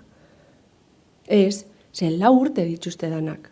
4 urte, eta gure iparra, gure aldagai nagusia edo gure, ez dakit nola esan, gure iparrorratza da beraien garapena. Eta beraien garapena da 4 urte. Berdin da zenbat pantaia erabili duten oinarte, 4 urte dituzte, eta 4 urterekin heldutasun maila, abstrakziorako maila, ulermen maila bat da. Bueno, estandarizatu gabe, badakigu ume bakoitza mundu badala, baina utxe gora berako horretan mugitu bar gara. Orduan, 4 urterako nahiz eta 2 urtetik ibili pantaiarekin, 4 urtekin agian ez da momentua berari bakarrik usteko pantaiarekin. Harinaz, adinera egokitua zentzu horretan, ez? Garapena beti izan bar dela aldagai bat kontuan hartu behar duguna. Eta 4 urtekin ze ezaugarri ditu nire umeak edo ume batek, ez? Orduan, kontzeptura hurbilpen horretan, nahia edo gure justifikazio ere oso garrantzitsua da. Zergatik nahi dugun eta zer nahi dugun. Orduan, hurbilpen horretan literatura asko dago irakurtzeko, baina batek hartzekotan, hau ekarri dut, nogira eta zeinosena, eta hor, azpimarratzen dau, ze garrantzitsua dan helduon papera. Bai, orduan, eta ez bakarrik helduok, zitzaile terminotan, guraso edo irakasle, baizik eta hemen behian ikusten dana, hemen, eta da, acción de las familias y la escuela, lazos colaborativos. Zer gertatzen da askotan, igual, eskolan dago realitate bat, eta familian dago beste bat.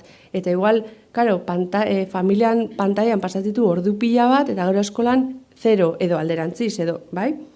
Orduan, beharrezkoa da, bueno, ez adostea gauza egingo ditugun gauza guztiak, baina errealitatea komun bat, nolabait sortzea, estimuluak alik eta orekatuenak izateko, eta ez egoteko oso desoreka handia. Eta, bueno, aurrarentzat egokiago dalako, ez? Hezkuntza komunitatea elkarrekin lan etxea, nola ez? Orduan, hurbilpen honetan, nik egin hauen saiakera bat piztinara botan nintzen, eta hau izango da beta, oraindik betan dago, baina saiatu nintzen definitzen zer da gidaritza digitala, zer esan nahi dut nik guzti honekin. Orduan, proposatzen dutena da, ingurune digitalean eta pantailen erabileran bidelaguntza kontzientea eskaintzea, egiten den erabilera osasuntsua, segurua, eraginkorra eta esanguratsua izan dadin. Eta hori izango litzake apur bat, helburua guk guraso, hezitzaile, irakasle, bai? Hezkuntza eragile bezala, gidaritza hori modu kontzientean egitea eta aurrarengan jartzea fokoa erabileran, bueno, osasuntsua eta guzti hori izateko. Karo, honetan guztian, hori ez da berria, nik emandotzat forma bat, baina ez da berria, bai? Eta badaude argitalpen batzuk edo erreferentziazko dokumentu batzuk bitartekaritzaz hitz egiten dutenak.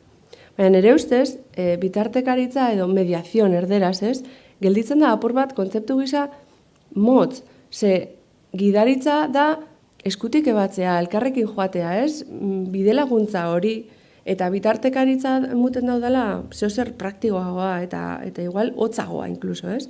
Hezkuntza digitala ari gara, bale? Ez bakarrik bitartekari huts izateaz, bale? Orduan, bitartekaritza noski sartzen da gidaritzaren barruan eta badaude estrategia batzuk. Kasu honetan, Maialen Garmendiak eta bere lankidek egindako txosten batean, jasotzen da gurasoen bitartekaratzeko estrategia batzuk. Eta horra aipatzen dira, posible gure gidaritza horretan erabili ditzakegun estrategia batzuk. Batzuk dira prestakuntzakoak. Hau da, guk hartzen dugu gure seme edo alaba, edo seme alabak, eta esaten dut zau, begira. Honek funtzionatzen du, honela eta honela eta honela. Eta igual ez duzu esango, ondion ez zarelako berotu, ez? Galderekin eta, gero. Baina, eta nik zer erakutziko dutzat, nire seme alabai, ez? Zeura, gu baino gehiago. Gezurra. Gezurra. Eta hori tatuatu egin behar dugu. Zegero, mungo dutzuetu referentzia, baina natibo digitalitza, kontzeptu hau esan da, ni jartzen, sarpuido, apur bat urtete jate, min asko egin dauen kontzeptua da. 2017 inguruan Mark Prenskik proposatutako kontzeptua izan zen, eta da oso testu inguru zehatzean proposatutako kontzeptu bat, eta eukizauen bere helburua. Baina, zer egin da, sozializatu eta sozializatzen da momentuan, popularizatzen da momentuan, desbirtualizatu itzen da. Eta orduan, jendeak oroar ulertu dau, natibo digitalak, hau da, 2000 urtetik aurrera jaiotakoak, direla superjaiuak pantailak eta teknologia digitala erabiltzen. Osea, horrek esan nahi dau, zu jaiotzen bazara 2000 urtetik aurrera, daukazu superpotere bat, jakiteko zelan funtzionatzen dauen teknologiak eta zu dakizu zure gurasoak baina askoz gehiago. Ez dauka logikarik. Osa, beti jartzen dut adibide iguala, eta igual ja errepikatzen dut, entzuten dut nire burua eta esaten dut, ama, zenbat aldiz. Baina gu guztiok, berdin da zedadekuak izan, gu guztiok jaio izan ginen kotxe zinguratuta, ezta? Eta horrek, ez da esan nahi, guk ja berez, basekigula, kotxe batek zelan funtzionatzen zauen, motor batek zelan funtzionatzen zauen, edo inkluso gidatzen, ezta? Behar izan dugu, kotxea ezagutu, eta batzuk inkluso interesik ez dauki, ez? Kotxeekin. Baina behar izan dugu klase batzuk hartu, gidabimenatara, praktika batzuk egin, gidaritza bat euki dugu. Laburra izan badabe. Bai, orduan, kasu honetan, paralelismoa hutsa da, ez? Baina, kasu honetan berdina, 2000 urtetik aurrera jaio izanak, ez duzku emuten, ez duzku bermatzen, gu baino gehiago dakizienik. Bai? Orduan, prestakuntzako estrategiak bai, izan lehizke, eta guk egin ditzakegu, bai, orduan sinistu. Bale, beste estrategia mota batzuk, murriztatzaileak, hau da, arauak jartzia, adibidez, zenba denbora. Bai, zenba denbora, ongo zare, ezin zara egon, 30 minutu, baina gehiago. Eta gero datoz, frustrazioa, ez dakiz, bueno, pues, nire alaba eta nire semeari beste momentu batzuetan sortzen zaie frustrazio hori, eta, bueno, kudeatzen ikasten ari naz. Eta ikasten jarraituko dut. Baina, eta murriztatzaileak arauak izan lehizke bai, aurreko hastian Raquel Gamitok komentau zitzun, edukien inguruan. Nik erabili nahi dut Fortnite, ze nire, pentsa, 0,6. Baina, karo, igual daukazu, seme alaba bat 0,6 barruan, 5ekin, eta daukazu beste bat, daukala 9 urte. Karo, eske nire anaiak erabiltzen dago Fortnite, ni be bai, ez. Segatik bera, ez. Punto. Osea, araua, bai? Bueno, punto. Vale, da esateko modu bat, hartu pintzekin. Da, konektatzeko, bestela lokartu inbizari. Vale, gero, monitorizatzea, bada beste aukera bat. Hau da, nik erabiltzen badute tableta, erabiltzen badute mobila, erabiltzen badute ordenagailua, nik eukitzea datuak non ibili diren, zenbat denbora ibili diren, bai? Hori guzti hori teknikoki oso erreza da. Bai, badago aukera hori jakiteko. Deno jakingo dugu historiala. Gero jakingo dute borratzen, bai. Edo ventana inkognito zabaltzen, bai. Baina gu joango gara ikasten beraiekin atzetik, bai? Aukera bada. Estrategia teknikoak izan daitezke, adibidez, kontrol parental bezalakoak, bai? Non jartzen dituzten mugak sistematikoki ez sartzeko eduki batzuetara, adibidez webune batzuetara, edo aplikazio batzuetan, edo dana alakoa. Bai, orduan hori ere badago.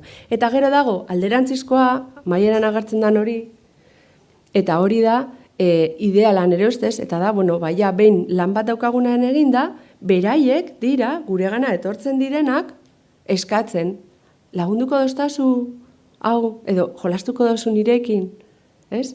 Eta, sortzen da harremana, baina hori nire ustez da beste prozesu baten ondorio, bai? Gerta daiteken estrategia. Baina, hor, egon daitezken estrategiak. Eta noski, etxe bakoitzean modu baten. Ze hori, esiketako beste alor guztiekin gertatzen da bezala, ez dago formula magikorik. Eta gainera da gauza bat dinamiko aldatzen joaten dana, eskakizunen arabera, ez da? Bale, erabakiak hartzeko zein estrategia bai, zein estrategia ez, edo nola egin, claro, ez dago formula magikorik, baina bai daude galdera potolo batzuk lagundu dezaketenak gure estrategia markatzen, bai? Eta hauek planteatzen ditut. Alde batetik, zer eskaintzen dut zaun, eta ez bakarrik gailua, baizik eta edukia be bai, bai? Zertarako, eta igual hau da, galderarik, igual ez, seguro, potoloena, bai? Zertarako eskaintzen dut zaun nik pantaila bat nire seme alabari, lasaitzeko? Orduan, zein da horren justifikazioa? Beretzat da edo niretzat da? Ez?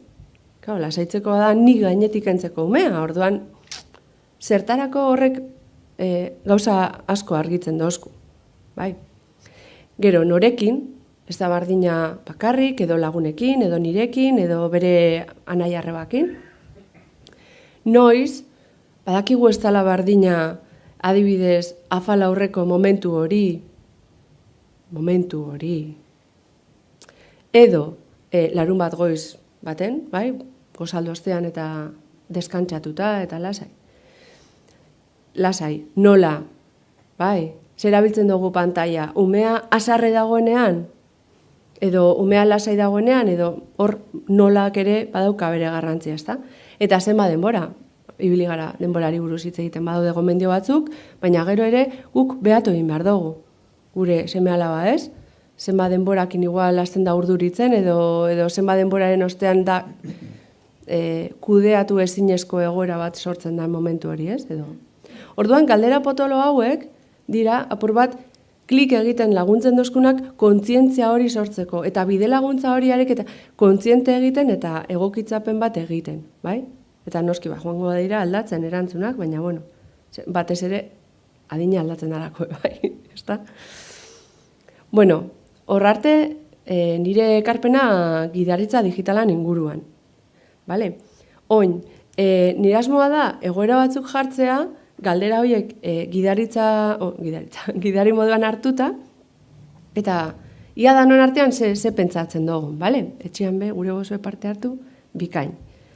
Orduan, egoera, hemen beti esaten dut, guzti hau nik emango dut bukaeran iritzia, nire iritzia, baina beti egitengo dut humiltasunetik, zergatik, nik irakurri dut eta landu dut gaia, baina gero daz egoera batzuk, eta hemen beti ekartzen dut egoera nire lagun oso min baten egoera, eta da, bakarri dago bera amamoruan, bere semeak dauka autismoaren espektroa, ez dakit inoz nola esaten, gero itzengo dago zen esan gara euskeraz, baina TEA, bai, trastorno del espectro autista, eta beretzat daukan egoeran, pantaiak dira irten bide bat, eta pantaia pila bat erabiltzen dago, eta nork esango dotza, emakume horri gaizki egiten dauela.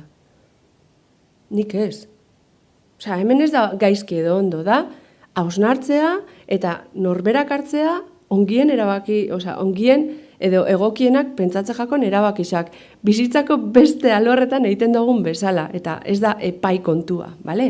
Orduan, bakarri da hausnartzeko. Bale, orduan, egoera. Nik planteatuko dutzuet egoera bat, txoin, ez dela, spoilerra egiten da.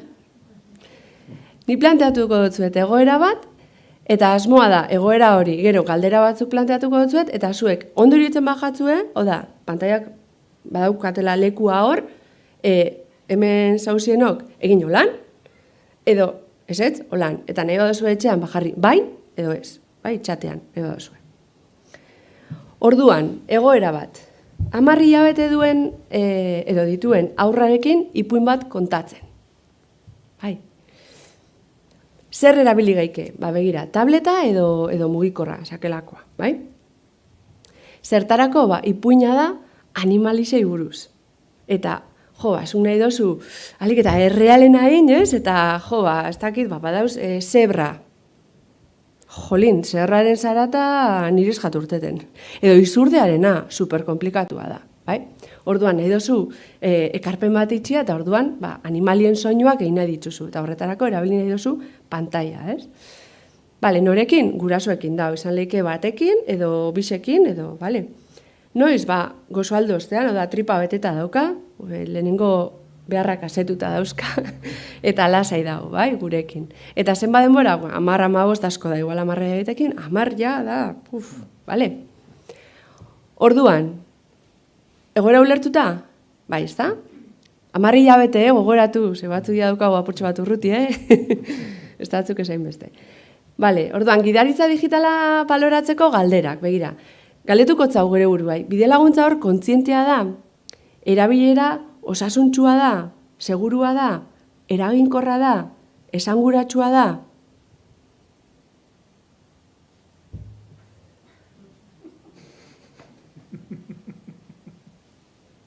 Bale, danoko lan? Bai.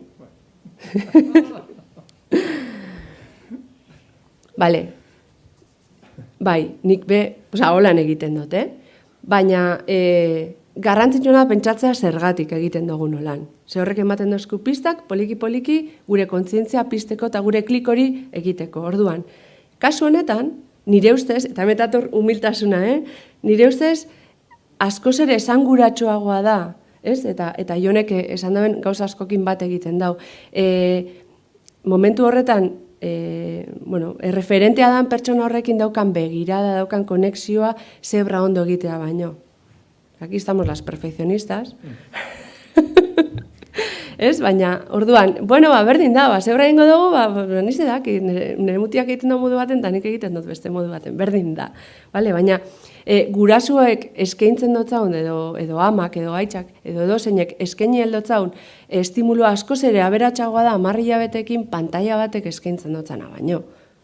Naiz eta erreala izan, zenbat zebra ikusiko ditu bere bizitzan, por favor. Bai, txakurra dano dakigu itzen. Bale, ingo dugu beste bat? Venga, ba. Igotzen goaz, hilabeteak. 18 hilabete, diria. 18 hilabeteko aurra, astoratuta dago, afaria prestatzerako orduan. Eta ni bakarri nau, bale? Afaria prestatzeko, momentu horretan. Orduan, zer? Ba, telebista edo tableta, berdin da. Zertarako? Ba, momentu horretan behar dut afaria egin, ze bestela ezin dut asetu bere oinarrizko behar bat, ezta? Dala afaltzea. Orduan, umeak behar dut lasai egotea, ezta? Norekin, ba, momentu horretan bakarrik, zekaro, nirekin baldin badao zukaldian, pues, eske ezin dut, ze dau nire gainean, ezta? Noiz, afaldu aurretik. Afaldu horretik. Urtakizuen afaldu aurretik zelakoa dien, baina ni badakin niriaz lakoa dien. Nola, egongolean bakarrik, eta momentu horretan astoratuta dago, baina igual pantailarekin, ez da, ikusiko dugu segertatzen da. Zenba denbora, ba, ni oso traketxanaz zukaldian, eta behar dut ordu erdi, baina igual, abila basarienak, igual 15 minutukin, tortillatxo bat eta egiten dozue. Ze pentsatzen jatzue, bide laguntza kontzientea da, erabilera osasuntsua da, segurua, eraginkorra, esanguratsua.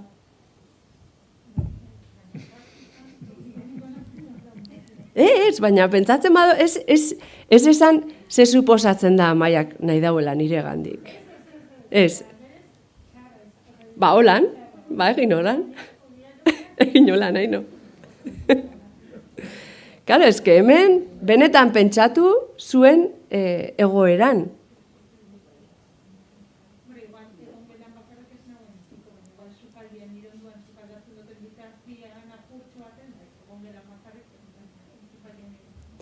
Bale, igual etxetik ez tozu entzun, baina komentatzen dago, igual egongelan bakarrik utzi ez, baina igual sukaldean nire gandik gertu, ez? Tabletarekin edo sukaldean baldin badago telebista, igual izan daitekela, bale? Orduan, a ber, Igo, mesedez, ez dutela ikusi? Bale, batzuko lan, beste batzuko lan. Bale, hemen sartzen da hori, ez? Norberaren beharrak eta emozioak kudeatzeko beharra, ze momentu horretan igual estresatuta gaude, ezta? Bueno. Amaia, nik uste dut horrez. Spoiler. Osea, zu konstiente zara, konstientek itxen duzun autu bada, bakizu igual, ez dala osasuntsua, ez dala seguru, eraginkorra uniantzako, momentu horretanik kontzientekin not autu bat, zaiat, nahi dutelako, eta gero esan duzu moduan, estrategia batzutan funtzionatzen dago, beste batzutan ez. Igual beste batzutan saiatu naz, beste modu batera, eta ezin izan dut kudeatu, kontzientek indot autu bat, pantaia jarri dutzat, momentu lasai bat aber lortzen duten, asu horretarako ez, ordo, baina bai da, nik uste askotan dagoela behiz, kontzienteki zertarako ez, kontzientzeki itxen dagoen autu horrik, jakin da, badakit igual ez dela osasuntsuena eraginkorrena, baina kontzientenaz, eta momentuetan nahi dut honetarako. Nik uste dut kontzientzian behe dagoela ez, zukera zuen askotan, ez, mareak eramaten gaitzu eta jartzen du, bai hau txugarelako ez, baina konstiente izetia guk zergatik jartzen zertarako. Batik bere momentu honetan ez dela ez osasuntxua, ez dutela eragin behar, ez dutela esamuratxo beretako, baina nik konstientekin dut autu bat, momentu hortan, igual bera lasaitu, eta nire bai garotelako lasai momentu bat honetarako. Funtzioa oleke, pero ez. Ez dut da igual beste estrategia batzuk erabili dut, eta ez dut. Bai. Bai, eta egisa da, miren, adibidez, kontzientea badala, momentu horretan kontzienteki egiten dozu, edo ez, edo momentu batzutan egin estresatu ezazu, ez dozu, ez da pentsau behin, baina izan leike kontzienteki hartzen dozun gauza bat. Hemen kontua da, bide laguntzaz ari bagara. Bai, eta hori nahi dut nik maigaineratu, ez? Kontziente izan lehinke, eta bada estrategia bat, pantaila jartzia, umeari egoera kudeatzeko, baina ez gidaritza digitala terminotan. Bai, orduan, horrari gara fokoa kontzientzia badaukago, baina fokoa beste leku batean jartzen, eta fokoa da baleia, behar dut momentu hau. Eta bada solako momentua, jolin, eske, ez dut esango altzau eskua zeinek ez dago, ez naz hortan jauziko, baina guraso garen, eta ezitzaiez arionok, daukosunak ez bat, ez bi, daukosunak horrestak izen bat, ikasle, momentu baten bai sentitzen dozu, betu segatik ez gara jartzen danok lasai espantoiatxo batekin, eta jazta, ez? Eta zilegi da, eta ez gaitu inork epaituko. Eta daukagun mundu, bizitzea tokatu zaigun momentu eta mundu honetan daukagun estrategia bada, eta batzuetan erabiltzen dugu, eta ez da ezer gertatzen. Hau ez da, helburua ez da gu epaitzea eta esatea dana egiten dugu gaizki, ez?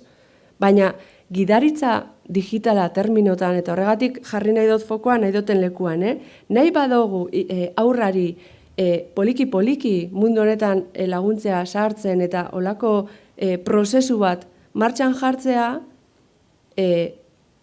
kasu honetan ez da egokia. Baina ez da egokia, ez dalako bide laguntza bat. Da, egoera bati erantzuteko estrategia bat. Ona txarra, ez gara San Pedro, bez, ez? Eta gainera nire kasuan jarri duten egoeran ez da segurua. Ez behintzat nire semearekin. Egongo zan igota aulki baten edo euskaloz eriten. Eta ni hor tortilla hitzen. Nik uste dut... Piztu, nahi baduzu. Ez, zolan, ez da? Beste modura. Bale. Niri hau egoera hau iruditzen zait arriskutsuagoa bestea baino.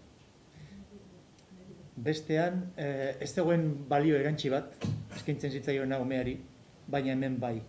Baina balio erantzi okerra. Nire ustez da dopaminergikoa. Antzinean erabiltzen zena txupetea whiskian sartu eta galo egiteko. Kontuz, nik uste dut. Ulertzen dute putada badela egoera eta umeak astea eta ondo eratea hori lan oso zaila dela. Baina hori oso dopaminergikoa. Bai. Hau askotan erabili ezkero, larrutik ordainduko da. Bai, hortik ez, kontzientzia horretatik. Beste egoera bat. Venga, banoa. 2 urte terdiko, bagoaz, igotzen, adina. 2 urte terdiko aurrarekin, biharko arropa aukeratzen, adibidez, ez? Erabili geike, mugikorra. Zertarako? Adibidez, eguraldi iragarpena ikusteko. Norekin? Gurasoekin edo gurasoetako batekin. Noiz, arropa aukeratu, afala aurretik. Baina 2 urte terdi dauzka, ezberdina da, nahiz da batzutan. Nola, bere logelan ordokalako arropa, aukeratzeko, eta zenba denbora, zenba eguraldia begiratzea, 2 minutu, 3 minutu. Bai? Kasu honetan, zelan ikusten dozue? Mugikorra,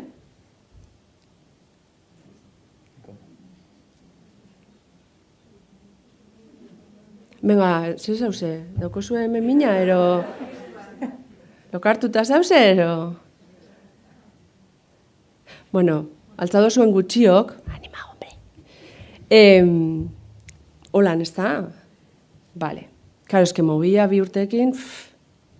Segatik ez? Zu bai eion, harrapatu zaut, Ez bromada. Kasu honetan, nire ustez balio erantzi badauka.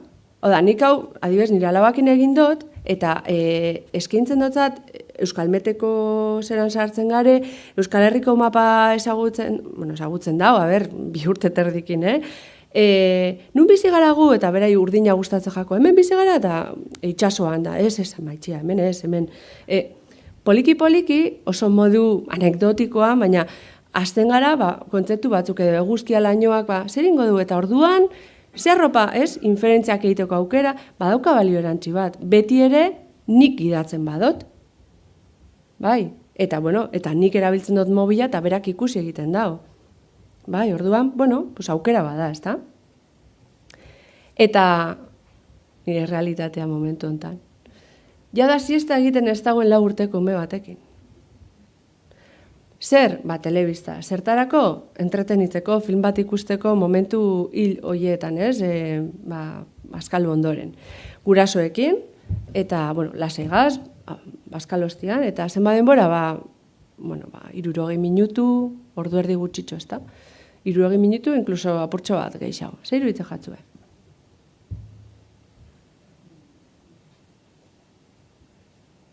Bale, hemen ikuste ditut gehiago lan, batean lan, Bale. Segatik ez, ezta? Eta askok erabiltzen dugun zera bada, ze guk gure oitxuretan hori daukogu. Orduan, bada modu natural bat gure oitxuretara ekartzeko. Oin, hemen gauza bat azpimarratu behar da, eta da edukiarena. Eta da gurasoek gidatu beharko genukeela aukeraketa. Eta hor dator, eske Frozen, eta Frozen, eta Frozen, eta Frozen, eta Frozen. Edo pirritxeta porrot, pirritxeta porrot, pirritxeta porrot. Precisamente, balio erantzia pantaiena da, anistasuna, daukago aukera pila bat. Bai, igual denak ez euskaraz, zoritxarrez, joango gara hori lantzen bai, poliki, baina edukien aukeraketa oso garrantzitsua da, eta eskaini behar dotzau, beraiei, egokitutako estimuluak edo, imaginatu, ari direla lantzen txitak eta arrautzak eta ikastolan.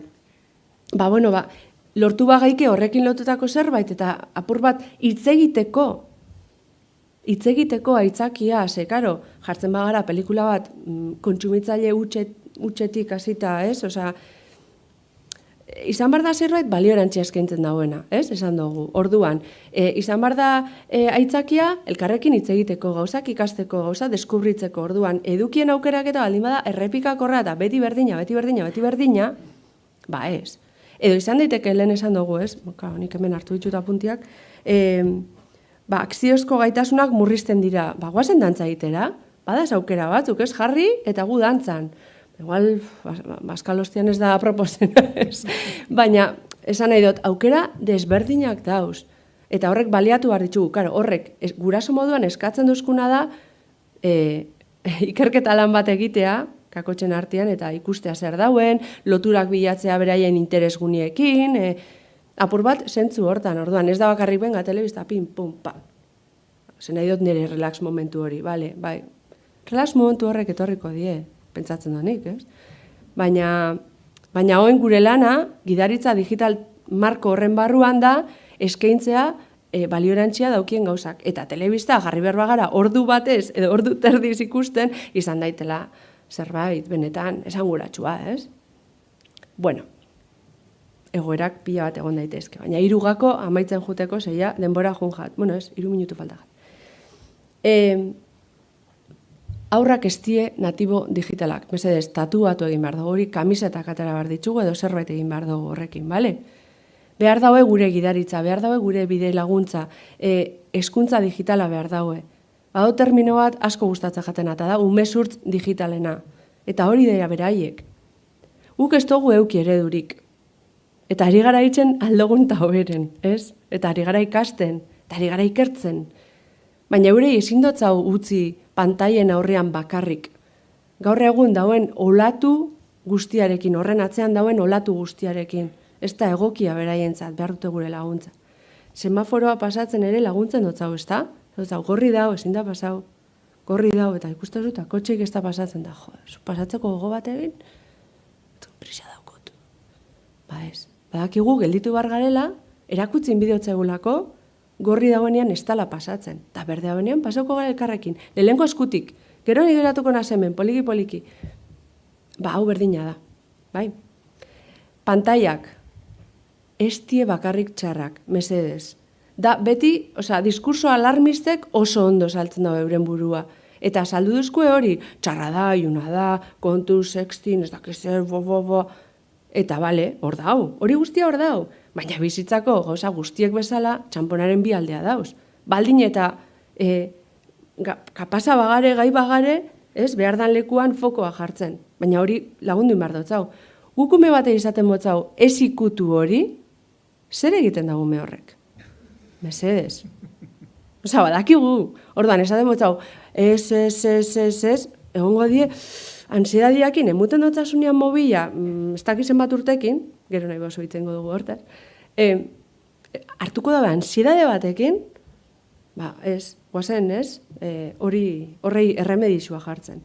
Eta azkena da, pentsatu eta erabaki. Ez gaitzala, ez abiaduraren, gaurko bizitza, bizi dugun bizitzak abiadura itzela dauko, eta horrek eramaten gaitxu inertzia baten barruan. Baina baitxabe dago beste inertzia da, dala oso arriskutsua eta da erosotasuna. Karo, guraso moduan, egunero gauz Una tensión, ez? Zenbat gauz, berriro, cariño, itxida supakien, ez? Zenbat alizpentsa dugu hori. Desde el cariño y el amor. Baina batutan ezin dugu gehiago. Nik ez dut horik egiten. Ba, behar dut momentu hori. Baina, euki behar dut, bilatu behar dut beste momentu bat, ze pantailekin behar daue beste laguntza bat, bai?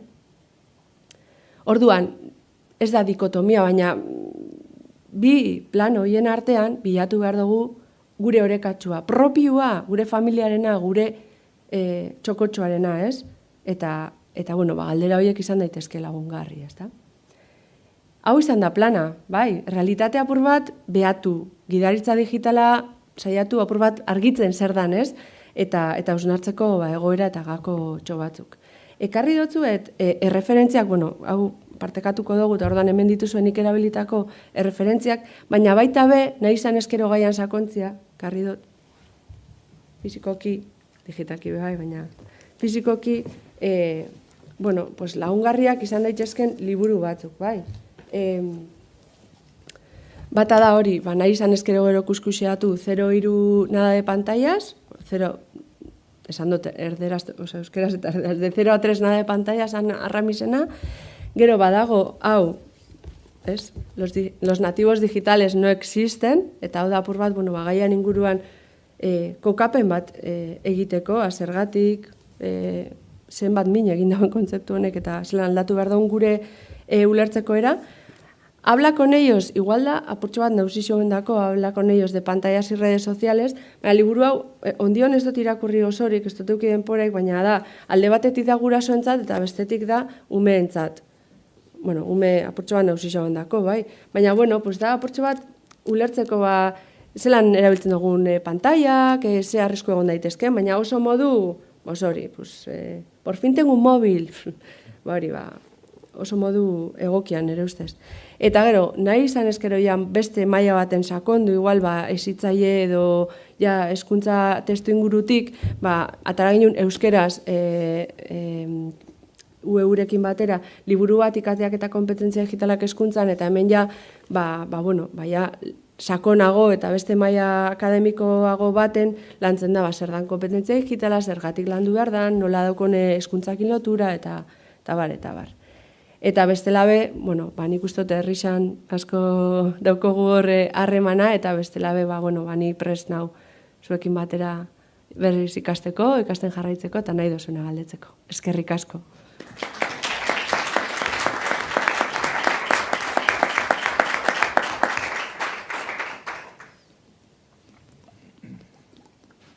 Eskerrik asko, bixoi.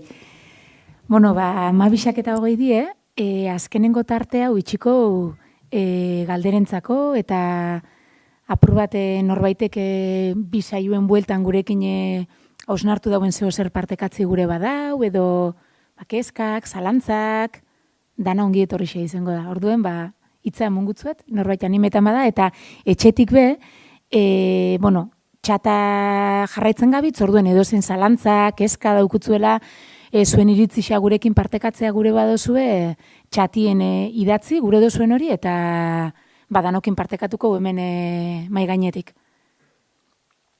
Ez dakit norbaitek ekarpenen bat eitie gure dauen, hemen?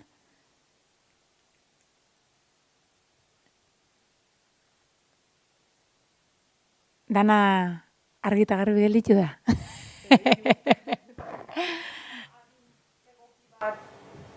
Azteko edo, ez bakarrik, baina,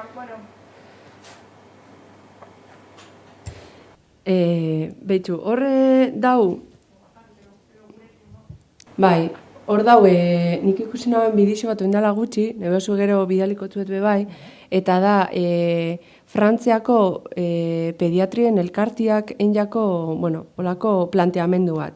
Eta da, 3-6-9 planteamendua. Eta berak, oso modu laburrian ez dut asko sakondu, baina berak eurak esaten dabe 0,3 mantentzeko pantaiari gabe, 3-tik 6 pantaiak, baina oso modu, oso modu gidatuan, eta batez ere protagonismoa geuk eukitza aukeratzerakoan eta erabiltzerakoan, eta eurak, gure onduen, ero. 6tik 9 eurak hasi leizke, baina beti euren logelan adibidez ez, oso leku irekietan eta alba da beti gure gidaritzapian edo, gure, hori, gu adi. Eta 9-12tik aurrera, hor daukie autonomia gehiago, aukeratzeko gauzak eta gu egon gaitzezke hor onduen, laguntzeko edo. Eta 12tik aurrera, eki behar du konfiantza egindako lan guztian, eta autonomoki itxoin eurak gure gana etortzeko, laguntza eske edo. Eta hor dau bideo bat nahiko argi asaltzen dagoena, pasakotzuet, WhatsApp ez nahi baduzu amaia pasakotzuet, eta bestera bezuei pasakotzuet sozializatzeko, eta oso, nik uste hor dauela gakua, ez? Ez da inbeste, eta gero gure, eta aurreko saioan galdera hortik juntzan mobila, ez? Ze urtetan edo, 6-10 zan da. Eta nik uste dut, falta jakuna bai da pentsatzia, behatu inbar dugula gure aurra. Ze, zuriak dauko nirian ede berdina, baina ez di igualak, eta igual estimulo berdinak ez dituzte jaso, eta, saiatu bargara horrei erantzuten bai, ez? Orduan ez da edade magiko bat, baina bai, 0-3 adibidez nire ustez errespetatzea oso garrantzitsua da. Ze 0-3 etapan, berak asaldu honi baino beto, baina hor, euren gorputza ezagutzen dabiz, begiradak, harremanak, oinarri sendo asko ari dira lantzen, eta lan egin saiatu behar estimuloiek alik eta naturalenak izaten. Eta gero torriko die pantaiak, ezin gara pantaiarik gabe bizi. Spoiler. Hori holanda. Aurreko baten egon nintzen hitzaldi baten, eta esaten zauen nire, asko gustatzen jaten islari batek, la tecnología es como Thanos, es inevitable. Da egisa da.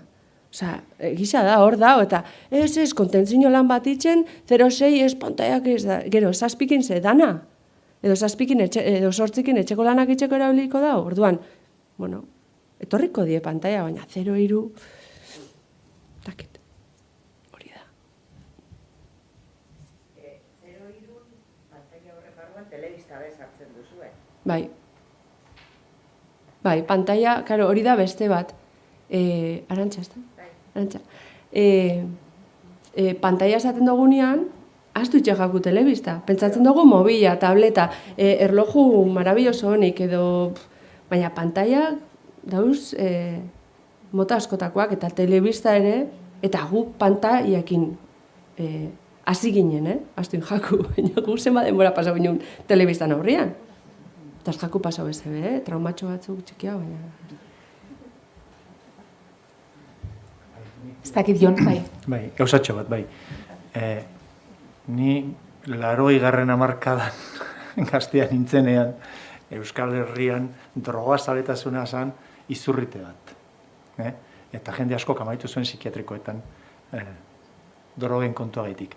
Orduan esaten zan, eta arrazoi handiarekin, gazteak esartzeko drogatan behar zutela lehenengo esperantza bat. Bizitza ikusi behar zuten esperantza handiarekin. Baina behar zuten batez ere sare sozialak. Sare sozialak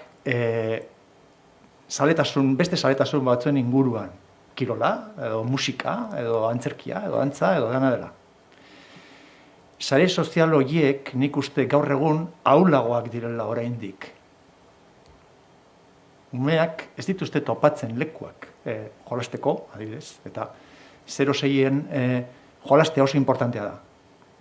Musikara joatea eta dantzara joatea, baino importanteagoa oraindik. Horrek ez du kentzen, dantzara eta jolastera joan behar direi bai, nahi badute. Baina eskaini behar ditugu lekuak eta aukerak eta denborak umeak jolas dezaten elkarrekin, ez gu bereekin, gu nagusia gara, ezin dugu jolastu ja. Ez bada profesionalki ordaintzen digutelako. Baina eskaini behar da, hori, dana, bestela ze aukera dakate. Pantalla, ze hostia, pantalla, baina beste aukera batzuk erakargarriagoak egon ezkero, posibleagoa da. Eta gero adibidez, pantaiak sartu nahi ditugunean sartu aldie beste artikulatu daitezke beste formula batzuekin. Adibidez, niri toko jaten aurrekoan, nire alabarekin bi konfinamendu pasatu ditugu Gabonetan, ez? Eta, karo, ideiak bukatu itxen die, osea. Eta niri asko gustatzen jate eskulanak, baina eraberien nire neuronak emuten dagoen erarte. Karo, hor daukogu, el YouTube maravilloso. Ez que, edo Pinterest, edo lako gauzak, zenbat estimulo ematen dituzte. Nik ez da jarriko nire alaba, venga, ikusi eta ez, baina baitu maitxia. Egin behar dugu, gainera, saltzen dutzat, 4 urte dauzka, eta ja ulertzen da, baitu. Joango naz internetera eta bilatuko dut, karo, Frozen, da, bueno, pues, elur maluta bat, ez? Egin behar ginen, da. Bilatuko dut, bideo bat, elur maluta bat itxeko. Osa, gure jardunaren funtsa ez da teknologia. Da, elur maluta bat itxia, ez? Baina nik ez daukat estrategia nahikorik eta erabiltzen dut pantaila laguntzeko. Orduan, nik ikusten dut bideoa eta asko jota igual, bisok ikusten dugu dala bideo bat 5 minutu, 3 minutuko esan. Eta, bale, kaina gero ikusten dozu, eta bai, eta azten zaitzen, eta astu jatzu dana, orduan, maitxe itxoin, jarriko dugu berri eta joango gana gelditzen, bale? Eta venga, eta orduan, gure benetako fokoa etzan pantaila. Zan, hemendik eta hartu gure kontuz, bai, ez dakit. Osa, ez? Beste estrategia pila bat gabiz lantzen, eta pantaila hor dago, hori akuilu lana egiten, ez? Orduan, olako formulak topau lehizke. Orduan, igual, burutik kendu behar dugu, pantaila erabiltzea dala konsumitzea bakarrik. Eta ikustea modu pasibo batean, ez? Eta igual bihurtzea beste artikulaziorako tresna bat. Eta nik uste dut hor funtzionatzen dagoela, zuk esaten duzun horrek. Bai, lana besadenean oso ondo, baina kontuz, badago, ni beti nago. Bai, klaro, eske hori da aberasgarria. Badago gentia, YouTube zabaltzen duena ikusteko eskulanen kontuak, baina ez gero eskulanak egiteko. Baizik eta asetu egiten da, bakarrik ikusita, besteak eskulanak egiten. Eta orduan, ez du funtzionatzen lana bezala, baizik eta entretenimentu bezala. Hori da. Hor bai bidaitze digitala beharrezkoa dela umeekin, ezta? Erabiliko dugu internet edo pantailak erabiliko du gero beste hau egiteko, edo beste ikasteko. Baina, klaro, gelditzen basara pantailan. Eta behitu zelan egiten dituzten elur malutak, ze polita, jazta, venga, orain abertzelan egiten duten ez dakizer, orain abertzelan egiten, eta nik ez dut egiten zebez. Hori problema. Hori adibidez, egon zan moda bat, nik uste dut nire alaba jaio horretik izan zala, eta da, opariak zabaltzearena. Hori, entzun dozue? Zan, YouTubeko bideo pila bat daude, ume batzuk opariak zabaltzen, da, karo, emozinoa dau, baina zuzara emozino horren ikusle, orduan, zabaltzen dago oparia, eta gero beste bideo bat, zabaltzen dago beste oparia bat, beste bideo bat, eta nire hilo bat zauen engantxauta.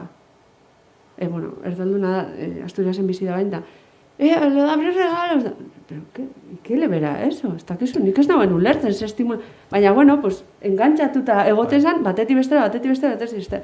Karo, gure lana hor, da hori mostea, beste estimulo klase batzuk ematea, beste estimulo mota batzuk, benetan, esan duguna, balio erantzi, esan guratxutasun da. Ispilu neuronak dira. Zuk ikusten duzu pertsona bat mugitzen, emozionalki ere mugitzen, eta zu ere mugitzen zara. Hori da empatiaren oinarria, gure ispilu neuronak. Problema da, bakarrik jartzea martxan ispilu neuronak, eta ez gorputza. Hori da. Eta pentsamentua. Eta klaro, engantzatzen duela, bai. Bizitzen ari zara bestean emozioa. Eta barrea. Oso pobrea da. Bai, badoka bera arriskoa da, horretara dedikatzen basa bakarrik. Problema beti dago, zuk esan duzun horretan, lehen, orekan, bizitza honetan, dana da oreka problema.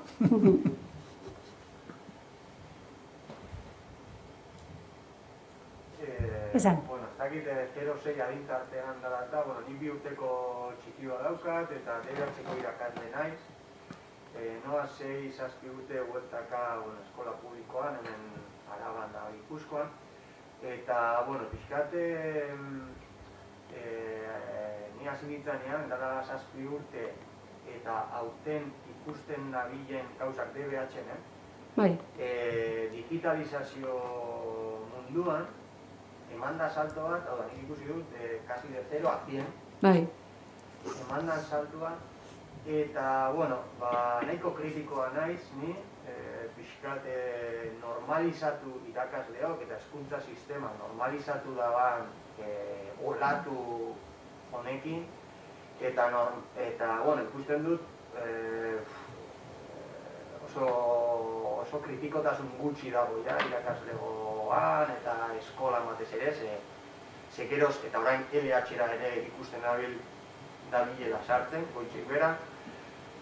Ez dakit, bueno, zuei entzun da eta badakit agintartea txikia dela eta bar, baina karo, nik ere 2 urteko kanujoakin, txikiekin dagoenean nik ikusten dut gero zer datorren, zer dagoen, ikusten dut DBH-ko ikasleak, ze interakzio sozial, ze euren erabiltzena, sare sozial eta guztiarekin. Eta ez dakit, galdetuko nizueke zein dan zuen iritzia pixkat alde hortatik, ez? Hezkuntza sistema nola barneratu duen, nola normalizatu duen guztiok, eta nola perfilez jarri garen gauza askotan, ze asko gara kontran gaudenak, baina, bueno, batzuetan olatu oso handia datorrenean, perfilez jartzen gara ere. Ez dakizuek nola hemendik askotan ere dagoen, eta, bueno, seguramente debate hauek egongo diren. Ez dakiz iritzi daukazuen horren adira. Piskatez, LH eta DH-en datorrenarekin, eta guanarekin, ja. Bai. Zehan doko zizena? Gorka. Gorka, bale, eskerrik asko balderatik, Bueno, nik esango dut, lehenengo eta behin, Thanosekin esan dutena. Hau da, nik uste dut kontra egitea ez dela bidea. Gure mundua digitalizatuta dago. Eta digitalizazioa ez da aukera bat. Osea, gure etorkizuneko ikasleak prestatu behar ditugu mundu honetan bizitzeko. Eta ez bakarri mundu honetan bizitzeko, mundu hau eraldatzeko.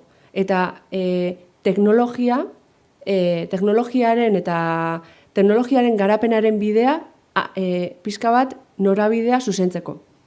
Orain arte dau, ez naz gehiagin luzatuko ez, hau da, holan, ongeike atzalde guztia horbetan. Baina, orain arte nik uste dut, eta busti egingo naz, teknologian garapena dau interes ekonomikoen arabera. Ez? Eta orduan gu gara, inertzia horretan panpintxo batzuk. Bai? Eta inkluso erabiltzaile moduan bakarrik kontatzen gaituzte, eta gure gandik ateratzen dituzte datuak pirimin paraban. Bale, bien. Orduan, hezkuntzak hemen ze zentzu dauka. Hezkuntzak ezin dio kontra egin. Hezkuntza ezin da aligatu. Hezkuntzak eraldatu egin behar du.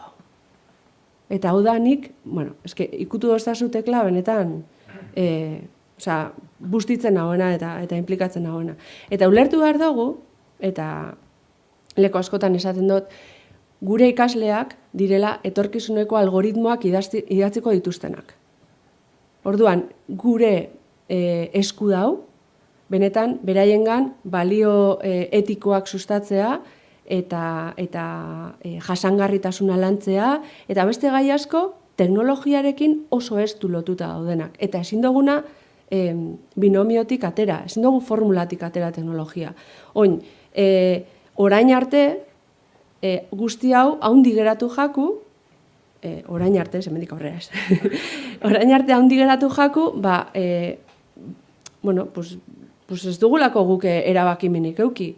Baina nik uste dut, hezkuntzan ari direla eragileak mugitzen, ari direla formatzen, erabakiak hartzen, eta neu barnez hartzen az, ze kolaborateitik, uezitik, eta ematen duten formazio guztitik, eta etorkizuneko irakasleen formakuntzatik ari gara gai hau lantzen. Zergatik, hartzen diren erabaki teknologikoak, izateko erabaki pedagogikoak, edo teknopedagogikoak. Eta ez erortzeko, orain erortzen ari garen inertzia teknologiko kapitalista honetan, ez? Eta, isilduko naz, bestela, lusatuko naz. Bai, ni aspaldi ez nagoela eskolan, lanean, egon nintzen 25 urtez, eta duela 15 edo utzi nuela, eta justo garai hartan etorri zen aldaketa hori, ezta? Eta lehenengo aldaketa izan zen, testu liburuak kendu ordenagailu txikiak portatilak sartzeko. Eta nik ez denen, horretarako ez du, behar, portatilek. Horrek ez du ez aldatzen. Bilatu behar da beste paradigma bat eskoletan, baina oso zaila da. Eskola bat ez da independentea, eskola bat dago gizarte baten txertatuta. Eta gizarte horren isla da. Horren, oso deskonfiantza handia daukat eskolak ezer aldatuko duenik.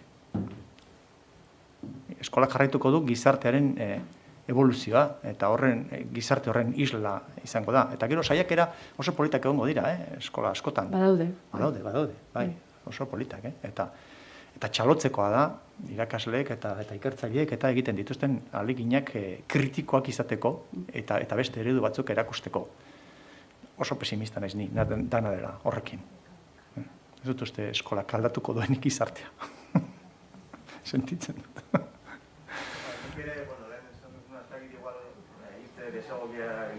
Ni ere ez naiz kontrakoa teknologian eta batez ere DBH-ko ikasleekin, baina bai kritikoa. Hori bai. Eta pentsatzen zait, ambito askotan galtzen gabizela kritikotasun hori, uste dut beharrezkoa dela gauzak eraldatzeko eta gauzak hobetzeko. Kontrakoa ez naiz, baina kritikotasun hori vigente egon behar dela. Bai, guztiz ados.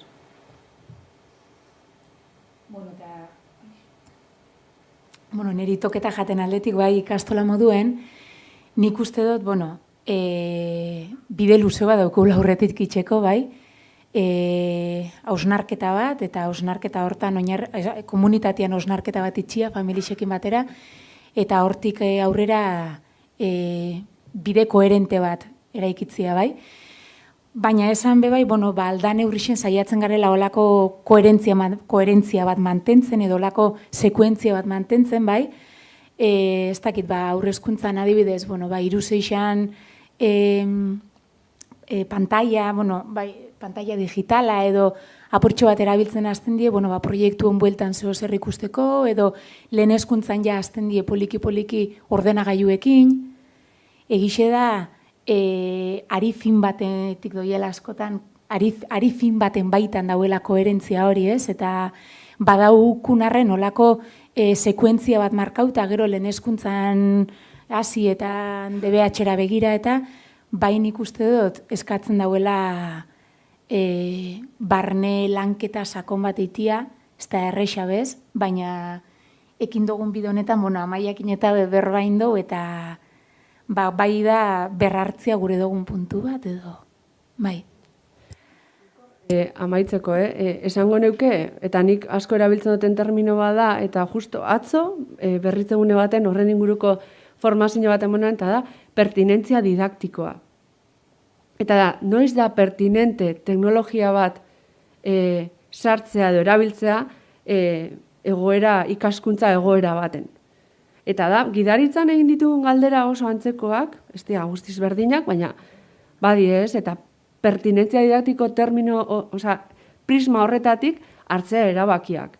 Eta ez, eskola 2.0 programa etortzan nio mesala, ordenagailua klase guztietara, eta ja, ordenagailuekin zer. Orduan, hori da, ez? Eta hor daukagu erronka.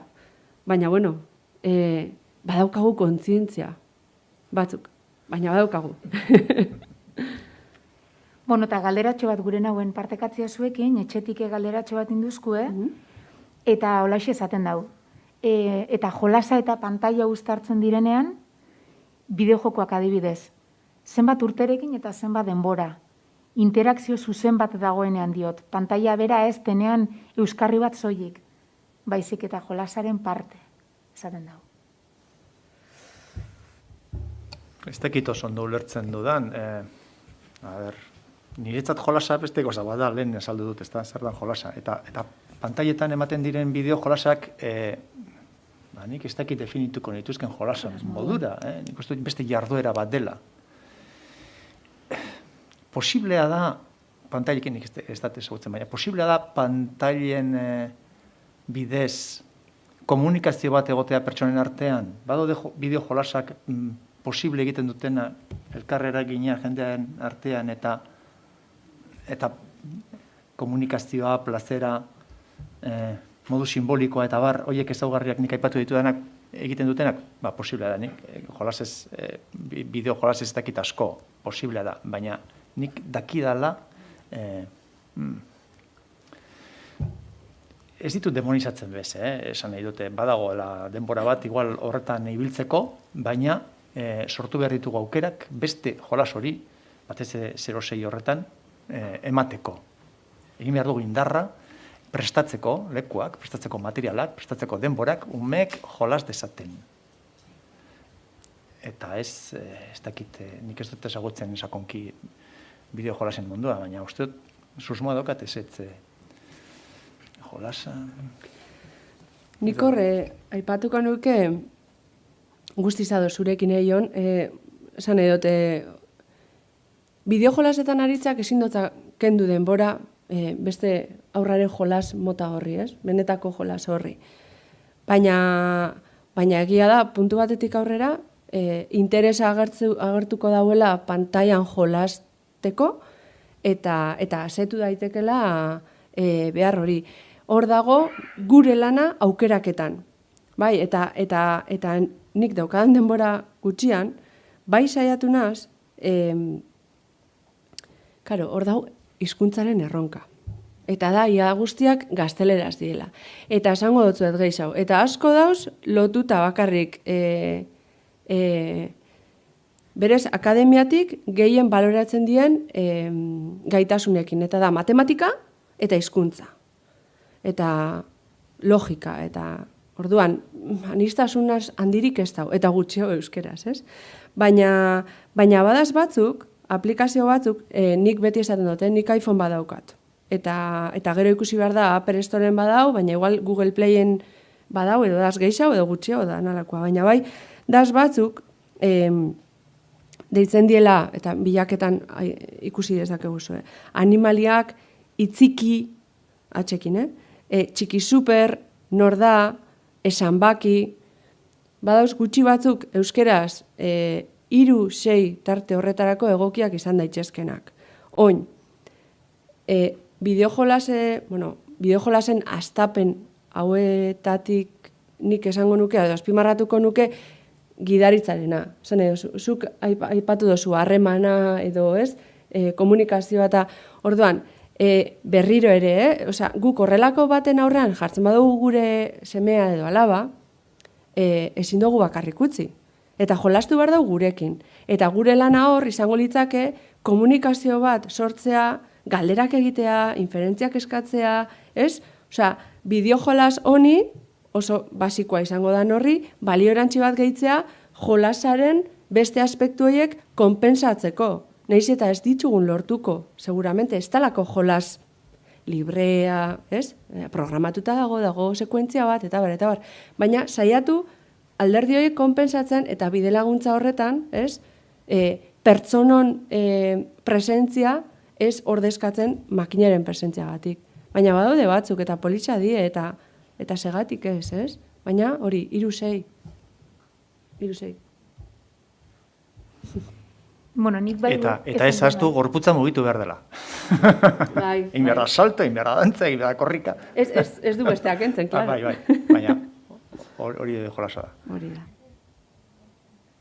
Bai, nik bai gure nauen kezka bat partekatzia, bai, eta igual 3-6 adintarte hortan fokua jarritxa, pentsamendu logikoan garapen horrekin, ez? Eta dakigu 3-6 tarte horretan, umiek mundu erreal hortan daz, baina mundu fantastiko hortan daz bebai.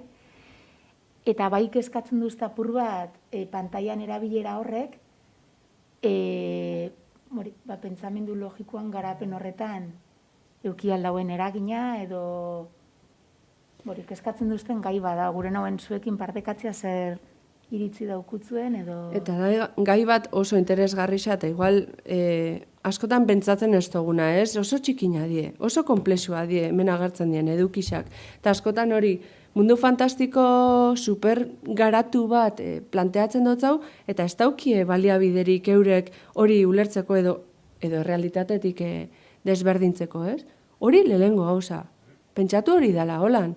Ze, karo, hezkuntza mundutik gatozenok igual garapena landu izan dugunean badauka hor presente, baina ni pentsatzen dut nire mutiangan igual ez daukola inbesteko input, ez, olako garapenaren inguruan, eta bere igual inoiz ez dau pentsau mundu fantastikoa ulertzeko zailtasunak euki edo oztopoak euki alditxula garapeneko puntu batzuetan, ez, edo nahasteko arriskua.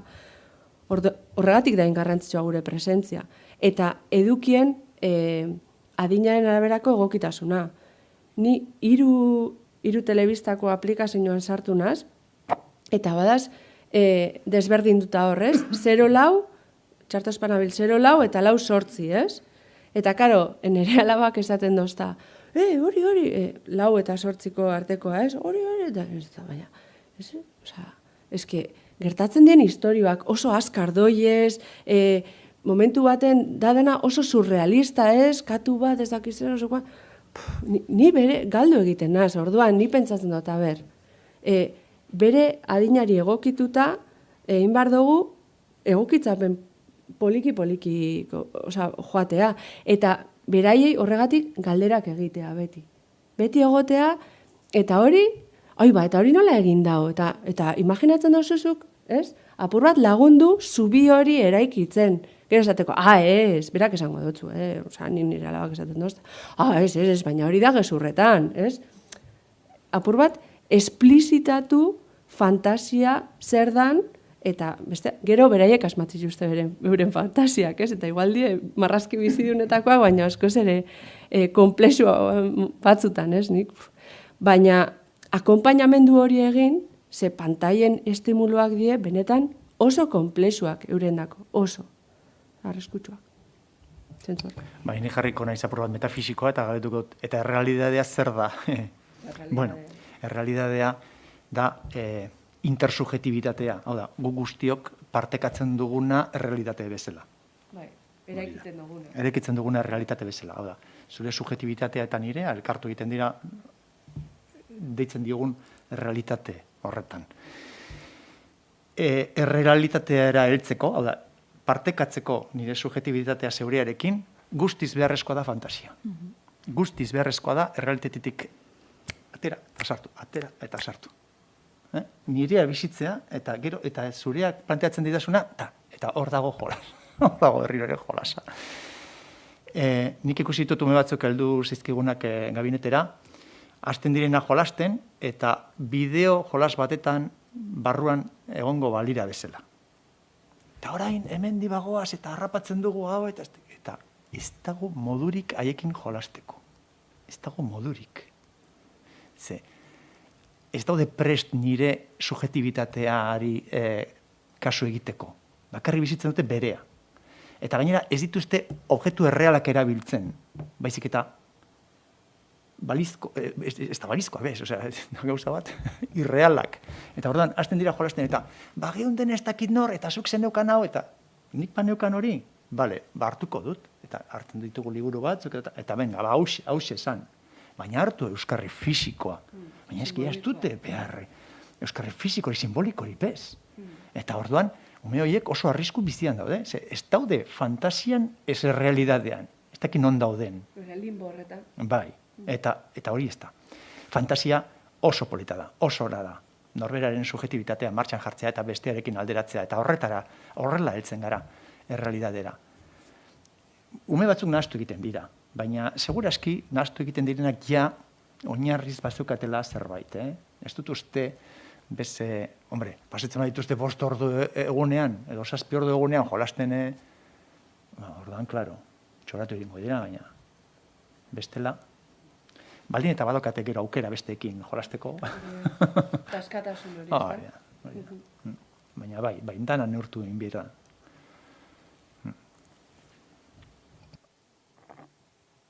Ez dakit beste galderei dauen, ekarpenik. Ez? Zuek zerbait gehiago gehitzi guztoko jatzuena, edo ja bukatzen zateko? Ez, eskerrak eman, interesagatik eta zubide. Nire eskerrik asko oso interesgarria hildi zaitik gaurko goizau. Eskerrik asko bixoi bikote gure aldetik bebai, goxatu bat hartu dugu gaurkoan zuekin. Eta, espero dugu gaurko honetan olako hasitxo bat ere izana danongan, bai? Azkenean hausnarketara erungo gaituen hasitxo bat, bai? Eta bai, ikastola moduen be argi dauku, oso gai interesgarrixe dela eta oso garrantzitsue dela, bai? Orduen hasi dugun bideo honi jarraipena emutiebe gure dotzau. Orduan bai zabaldu aukera hori, ez? Iradokizunak balin badaukutzue, proposamenak balin badaukutzue, ongi etorrixak izango diela apur bat bideo honi elkarrekin jarraipena emuten jarraitzeko, bai? Eta hoxe, gure aldetik be besterik ez, mila eskerre etxetik gurekin egon zarien danoi, mila eskerre Zaraia areto honetara hurbildu zarien hoi bebai, Jon eta Amaia eskerrik asko, eta urrengo baten be olako testu inguru baten bueltan elkarrekin egoten garien. Ondo izan.